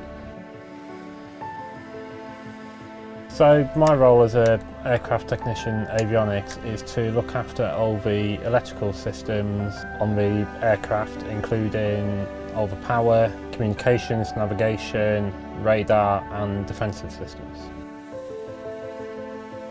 My phase 1 training actually was a bit easier than I expected it to be. I expected it to be more strict, more disciplined, more shouting, but actually all they wanted to see was hard work, discipline and teamwork, getting the most out of you, making you prepared to finishing and then coming and being an asset to the Air Force afterwards. And then my phase 2 training was probably a bit harder than I expected. I had no aircraft background before I started, so having to learn everything was from scratch was difficult at times, but with the work I put in, maybe a couple of hours a night after my lessons, I actually got quite good marks in my phase 2 and 3 training.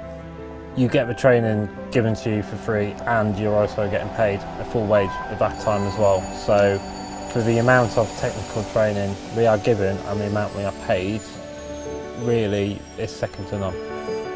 So my advice, don't say no, just take everything you can get. Take everything you can get from the organisation, because there's so much which people don't make the most of.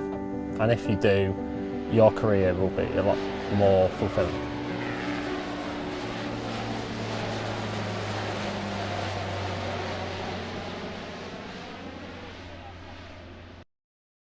Hello, my name's Jamie. I'm a level 6 civil engineer apprentice, and I decided to not go to uni because I enjoy on-the-job learning and practical learning.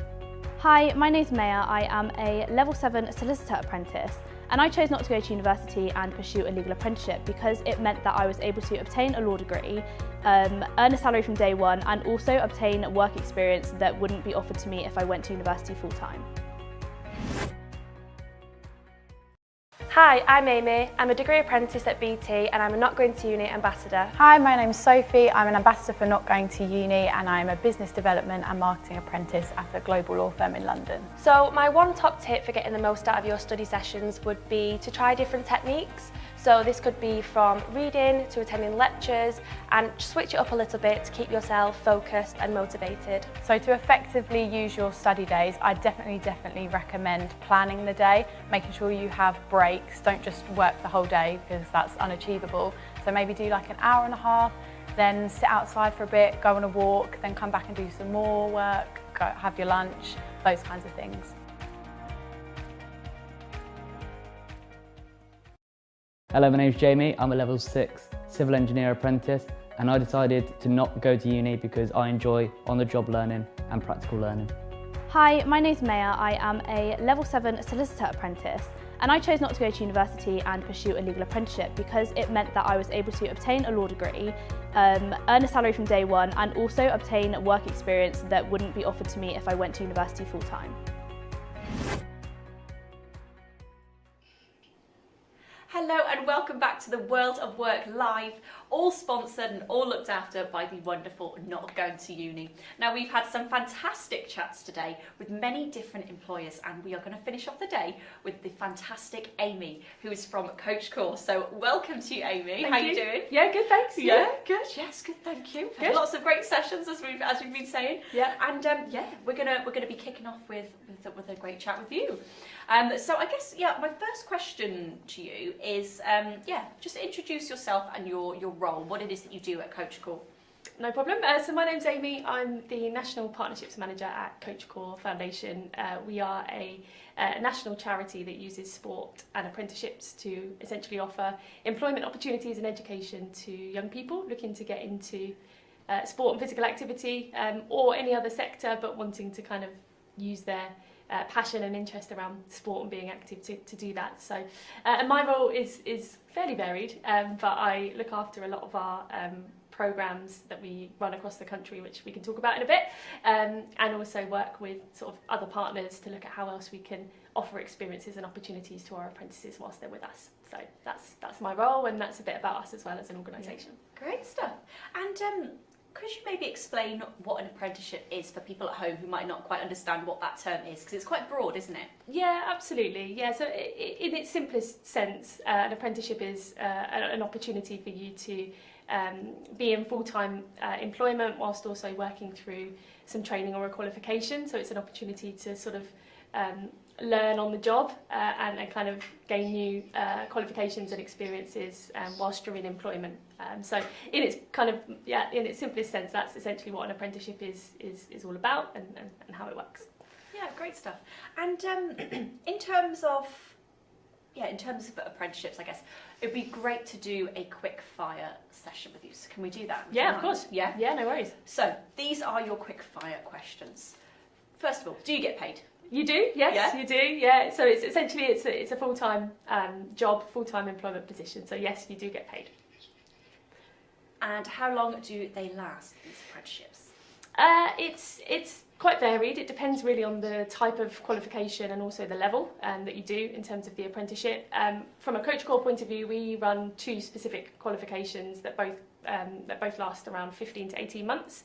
But apprenticeships in general go across a number of different levels, and they can last anywhere up to sort of 5 years, really, depending on the type of qualification that you choose to do. And how many levels are there in total? I think there's 6 in total. So they start from, with us at Coach Core, we start at level 2, which is a sort of GCSE equivalent qualification, and also level 3 A-level equivalent that we offer. But they go all the way up to sort of level 6 and 7, which is essentially a degree level or master's level equivalent qualification. So there's a real mix of different types of qualifications and different levels that you can look into. And do you need any qualifications before becoming an apprentice? That sort of depends on what sort of qualification, what sort of level and apprenticeship you look to do. Again, for us at Coach Core, we don't really have any requirement for existing qualifications or experience. Certainly with things like maths and English, if you don't already have those at GCSE level, you can work through your functional skills and do them whilst you're with us on the apprenticeship, so that shouldn't be an issue or a barrier. And in terms of, as I say, other qualifications and other levels, they may all have slightly different entry requirements, so it's always worth just going and having a look at the types of areas of interest you might be looking at, and to see if there's any specific requirements around those. And can you apply if you have a criminal record? Yes, you can. With Coach Core again, and I'll explain a bit about what we do in terms of who we work with in a moment.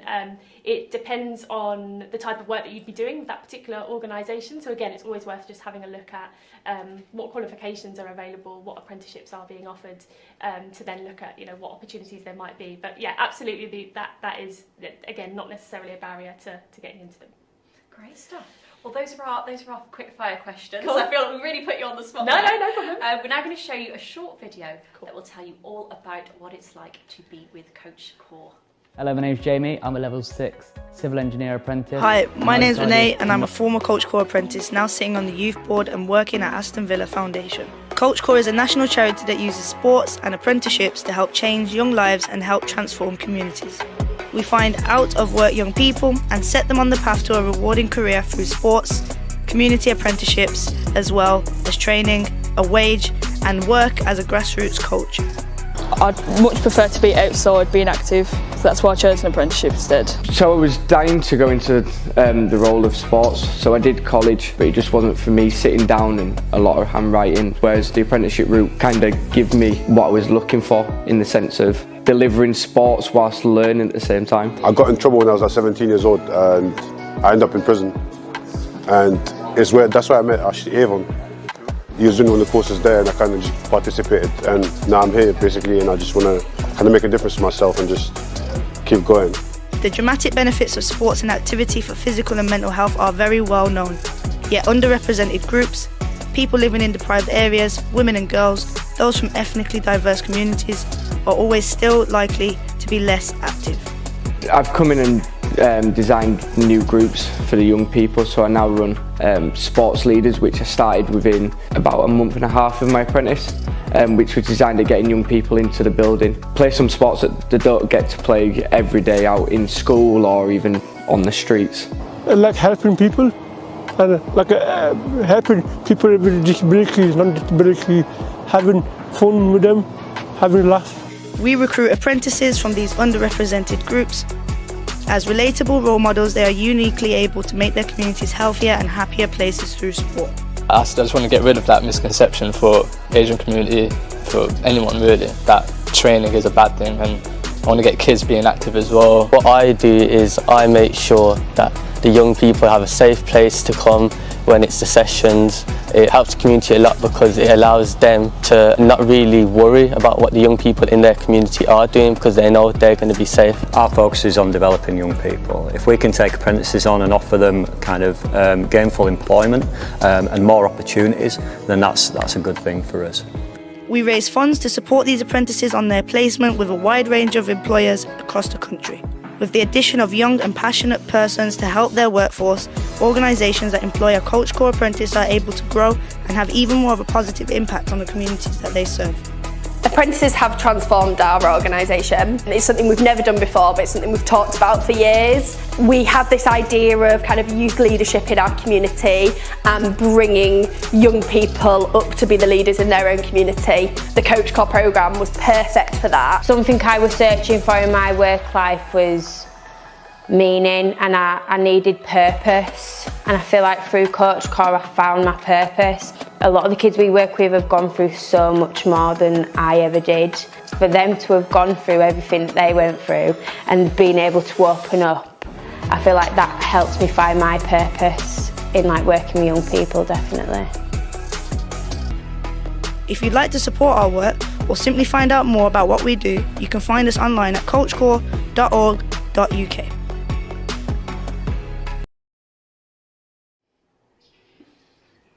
So Amy, what is it that makes Coach Core different? Well, hopefully you've seen a bit from the video. What we do as an organisation is essentially bring lots of other organisations together to employ young people as apprentices on the programme. Those apprentices go out and deliver sport and physical activity to local communities. So whether that's going and working in a youth and community club, whether that's working with a professional football club as an example, it could be working with a charity to essentially use sport and physical activity to get people more active, get them involved in something positive, hopefully move people away from antisocial behaviour or inactive behaviours. And we do that, as I say, by working with loads of different employer partners. So apprentices get the chance to be employed by one of those organisations, but might then get the chance to get involved in other events and experiences, different training opportunities with a real broad mix of employers from across the sport and physical activity sector. So hopefully really broadening their experience and getting lots of new opportunities at the same time. Yeah, and do you have examples of these opportunities? Yeah, we've got loads. So actually just last week some of our apprentices in London went to support what's known as the National Junior Indoor Rowing Championship. So there's loads and loads of kids that come down to the Copper Box in London, and some of our apprentices went along to volunteer on the day and deliver some activities and talk to them also about apprenticeships and what that involves. We've had apprentices go and support with the Cricket World Cup in the past and some of the activities around that. We had a big tenure event also at the Copper Box a few months ago, and some of our apprentices came down and supported with delivering activities there. So there's loads and loads of different events and experiences like that we can get our apprentices involved in. Great. And what are the kind of expectations of your apprentices? So, I mean, essentially, they will be employed full-time, so with all of those different organisations that I mentioned. So there are some expectations linked to essentially being an employee. So apprentices will be working for around about 30 hours a week. They will be asked to go out and support the delivery of sport and physical activity sessions in their communities. That might involve supporting other coaches to do that, or it might involve planning and delivering and leading their own sessions. Their working week might also involve doing some kind of monitoring and evaluation and some admin type tasks. It might involve looking for new funding opportunities to develop new sport and physical activity sessions in the community. So there's lots and lots of different kind of responsibilities that apprentices will be working on over the course of their working week, essentially. But yeah, essentially it is an employment opportunity. So employers will have kind of different requirements and expectations of the apprentices that they're supporting. Yeah, so it's hard to say almost what a typical day-to-day or working week could look like. Yeah, it could be really varied depending on the employer that are, the apprentices are based with. The qualifications that we offer are all around kind of community activation, getting people active, understanding why people might not be active and some of the barriers and challenges that people are facing. So the qualification is quite broad, but yeah, the different activities that an apprentice might be doing day to day might really vary depending on the type of employer that they're working with and the type of sessions and activities that employer delivers. And when it comes to the more academic side of the apprenticeship, what sort of things do you cover and what will people be learning? So, as I say, currently we've got two qualifications that we offer. So one is called Community Activator Coach, and that is very much about understanding the needs of a community, really building kind of relationships with people in the community and working with them to change their behaviours and attitudes towards physical activity and sport and generally leading a healthier lifestyle. And then the other qualification is a Community Sport and Health Officer qualification, which is fairly similar, but also looks at how you can really build kind of partnerships in your local community. So that might be working with local authorities, it might be working with the police, it might be working with housing associations to use sport and physical activity to engage people in positive activity. And it might involve, as I say, sort of looking for funding opportunities to develop new activities and sessions. In terms of how we deliver the qualifications, so we work with a training provider who come in and deliver all of the educational side on our behalf. And what we try and do is bring all of our apprentices together in each of our programme areas to take part in that education as a collective group, usually in a practical way. So we come together in a facility that allows the apprentices to kind of deliver sessions to each other and work through the qualification in a really kind of hands-on, practical way rather than sitting in a school or college type setting and having to scribble out loads of notes. So we try and do it in a really practical way and get the apprentices involved in like delivering activities to each other so that hopefully it's a bit more inspiring and engaging than just sitting and writing for hours on end. Yeah, well that's great as well, because it's one thing to be able to write about something that you're interested in, but to be able to teach it to others and regurgitate it in your own words is really important life skills, isn't it? Absolutely, and I think that's a key part of the apprenticeship. It's about being able to kind of inspire others and share your passion and your interest about being active and getting involved in sport and physical activity and really having a positive influence on other young people or children or other members of the community as well. So that's a really key part of what we're trying to do. Yeah, that's great. And in terms of playing sports, do you have to play a specific sport to be able to apply to a specific apprenticeship? No, you don't. So the qualifications that the apprenticeship that we use through the apprenticeship are quite broad. So they're not specifically tailored to a certain type of sport or activity. We have various different programs that are running across the country, and each of those might have between sort of 8 and 12 different employer partners, and each of those employers might focus in on a specific sport. So we might be working with a football club, for example, or a rugby club, or we might be working with an organisation that uses sport and physical activity to support mental health, for example. So they're all very different in terms of what they offer. And through those employers, you will get access to qualifications that are specific to that sport or activity. So you can learn kind of on the job in terms of what you need for that particular role, but you don't have to have that kind of knowledge or experience in order to apply in the first place. Yeah. Essentially just a passion for being active and enjoying sport. Yeah, that's really good to know that you can start just purely from having this passion, this passion for playing sport, which I know a lot of people in this country do. A lot of young people really enjoy sport. So is there one sport that seems to be more popular for the subject of the apprenticeship? Are there people who, they really want the football apprenticeships? Do they want the netball ones? Football's always a really popular one, but to be honest, it really varies across the country because we're working with so many different employers and they're doing some really amazing work in local communities. A lot of our apprentices come to us with a kind of preferred sport or a sport that they really enjoy doing, but actually when they get to meet the different employers as part of the recruitment process or they get to hear a bit more about them, they actually think, oh, that would be a great opportunity. I'm going to go and see if I can speak to that employer and get a slightly different view of the opportunities available. So you don't have to be, particularly experienced or have loads and loads of prior knowledge of a sport to apply. You can kind of get that on the apprenticeship itself. So it's a great opportunity to kind of broaden your horizons, really. Yeah, for sure. And you mentioned the different skills that are developed with different companies and different places where you're going to work. What kind of skills can people expect to walk away with? Oh, there's loads. I think you probably see it in the video that we showed earlier, or possibly the one that's coming up. Coaching and being involved in sport, it just gives you so many different skills. You're going to be able to build relationships with different people in the community, really build different communication skills to know how best to build those relationships with people. Being a coach, it really requires you to kind of think on your feet and be adaptable. You're never quite sure what you're going to come across when you turn up to a session, so you're always able to sort of adapt and change things as you go. There's a real skill set around sort of thinking creatively, thinking differently about getting people involved in sport and physical activities. So you're always thinking of new ideas and things like that. So there's loads and loads of different skills that you can pick up from being on the apprenticeship. And if you enjoy being active, you enjoy sport, it's a great way of getting into that as a career option as well. That's great. And when someone finishes this apprenticeship, what are their next steps? What would they do next? Again, it can be quite varied. So some of our apprentices continue in sort of full-time coaching roles with their original employer partners. Some use the kind of skills and experiences that they've got to progress into a different route within the sports sector. So as an example, we've got one of our apprentices who has recently started working at one of the county FAs. He actually had his apprenticeship at one county FA. He's now recently moved into to another, working in a slightly different role around sort of inclusion and disability work, so getting people with disabilities into football.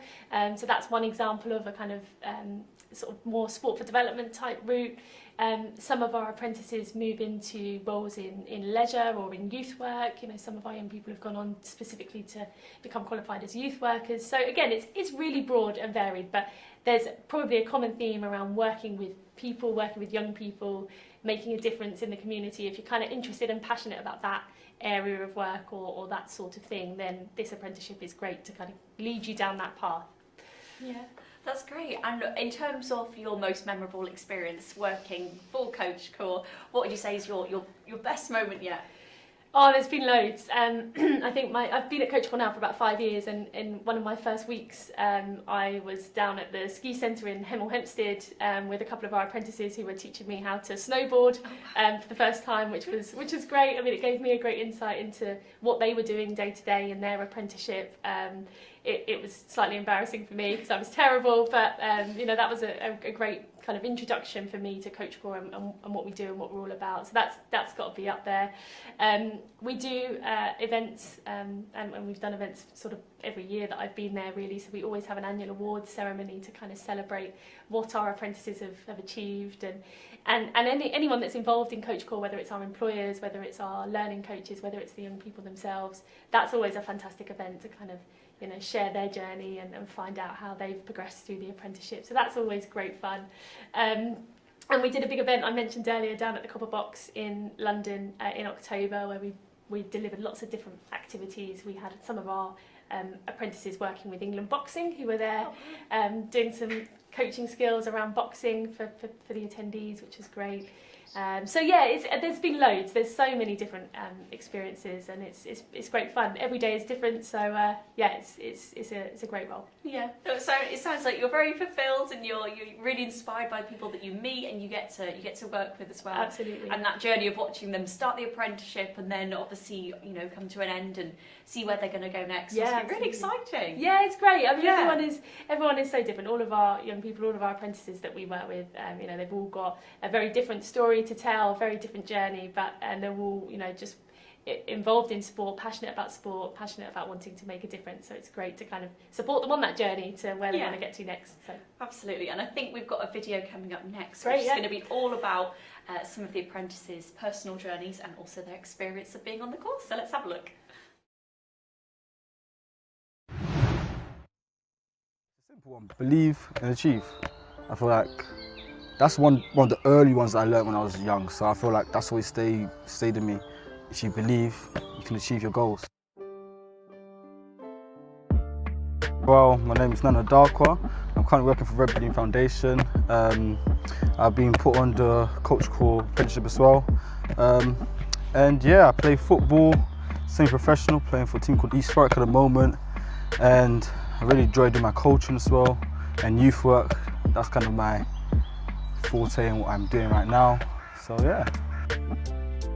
What inspired me? I feel like me being around sports the majority of my life, I feel like that's the real key element for me saying, let me go into coaching, because I was playing football, I was playing for Southampton, the academies, and I was playing at Blackpool. So I've been playing at high level in football. That's what I've been doing. And to come out of that and I didn't get a contract and whatnot, I was looking at different avenues and where to go. And being around sport, I feel like it'd be a perfect idea for me to help others in coaching them into sport. So I feel like that's the main kind of reason why. I feel like my current employer right now, Red Bull, is really supportive of my football career as well. Like, I'm still actively playing my football career. I'm still trying to make it pro. With stuff like, if I've got a random game on a Wednesday, I can just be like to them, talk to them and say, I've got this game, can we do something, can we shift around my work? And then they just do it like that, and they really are supportive, and they know that I do play football and they really want me to do well in it. I've had trouble with a lot of injuries. I've done my ACL before when I was about 17, and that was a hard one to take personally, because I was like around the first team at that time, and that was like mentally it was really hard.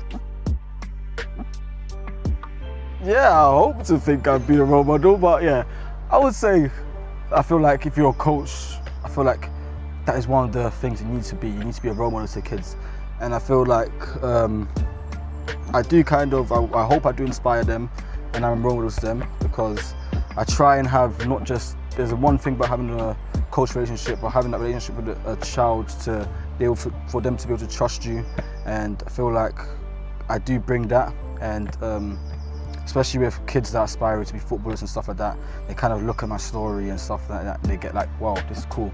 So yeah, I feel like I do. I feel like what next for me is I just want to continue my coaching experiences. I want to be the best coach I can be to help out younger people than me. I feel like what I got when I was younger is a good thing that I want to give that to others now.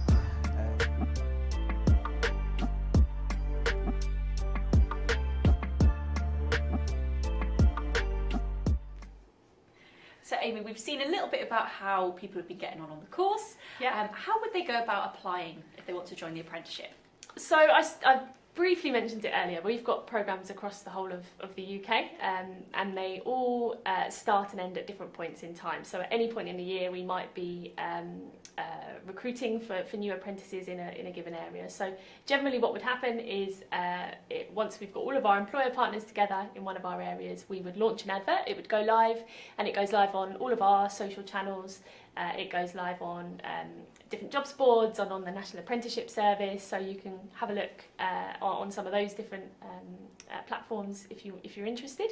You can also have a look on, I mentioned our social channels, so on our website, which I'm sure we'll put up later, coachcore.org.uk, and we're on places like TikTok and Instagram as well, so I'm sure we can share all of those details at the end. So all of the roles go live on those platforms, so if you are interested in finding out a bit more or seeing where our roles are live, then you can find them all on there.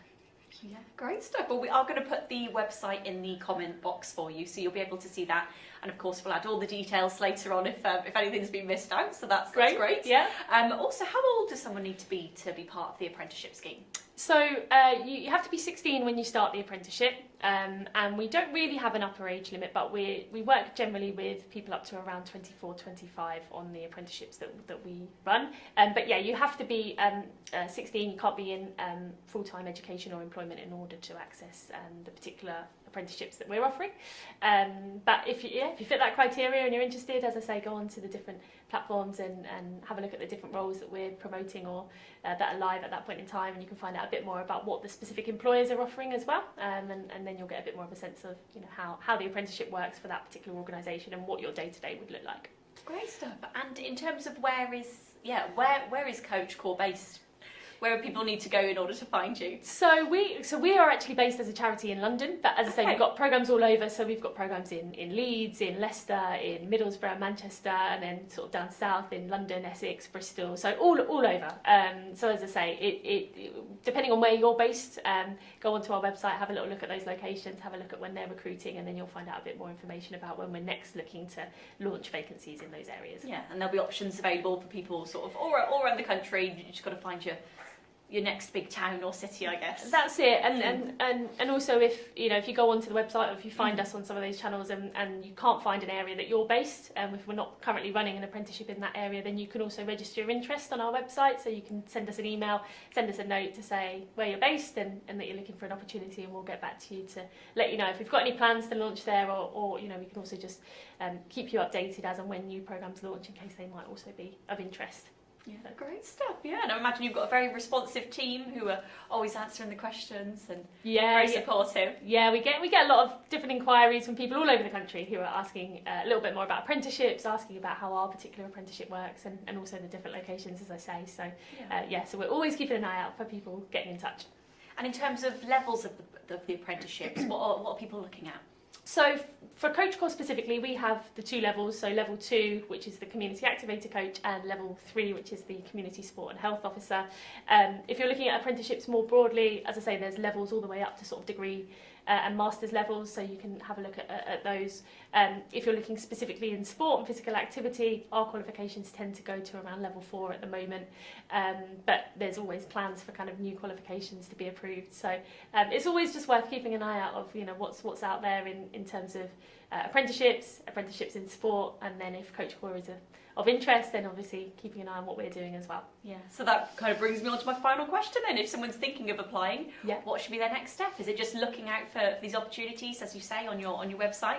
Yeah, a few options. You can either sort of look out on the website and some of our social channels. You can get in touch with us via the website to find out a bit more, and we can get back to you with some more information. So, but I would encourage anyone who's interested to just go and have a look at what we're doing across our social channels, and that'll give you a bit more of an idea of how Coach Core works, what the programme looks like, and also how to apply if you are interested and if we've got roles available.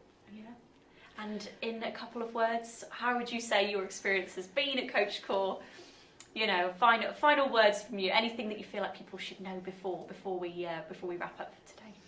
I think if you're interested in sport, if sport's your thing, if you're not keen on going down the university route or the academic route, and you're more of a practical, hands-on person, you just love kind of being out there, being active, making a difference to people in your communities, then Coach Core is an ideal programme for you, and apprenticeships are an ideal option. You get the opportunity, as I say, to work with lots of different employers from across the sports sector. You get access to loads of different opportunities. Coach Core provides lots of additional kind of workshops and webinars that can support you not just in sport and coaching, but also in terms of kind of professional development as well. So yeah, if you're interested in kind of making a difference and you enjoy being active, you want to be in a role that's really hands-on and allows you the option to work with loads of different people, then it's a great option for you.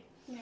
Oh, thank you so much, Amy. You're It's welcome. been great chatting to you. And you. learning all about Coach Core. I mean, I feel like so many people are going to resonate with this at home. They're going to want to get involved. So yeah, absolutely. Congratulations on everything that you and the team do. It's been great. So we're now going to wrap up. This is the final event of the day.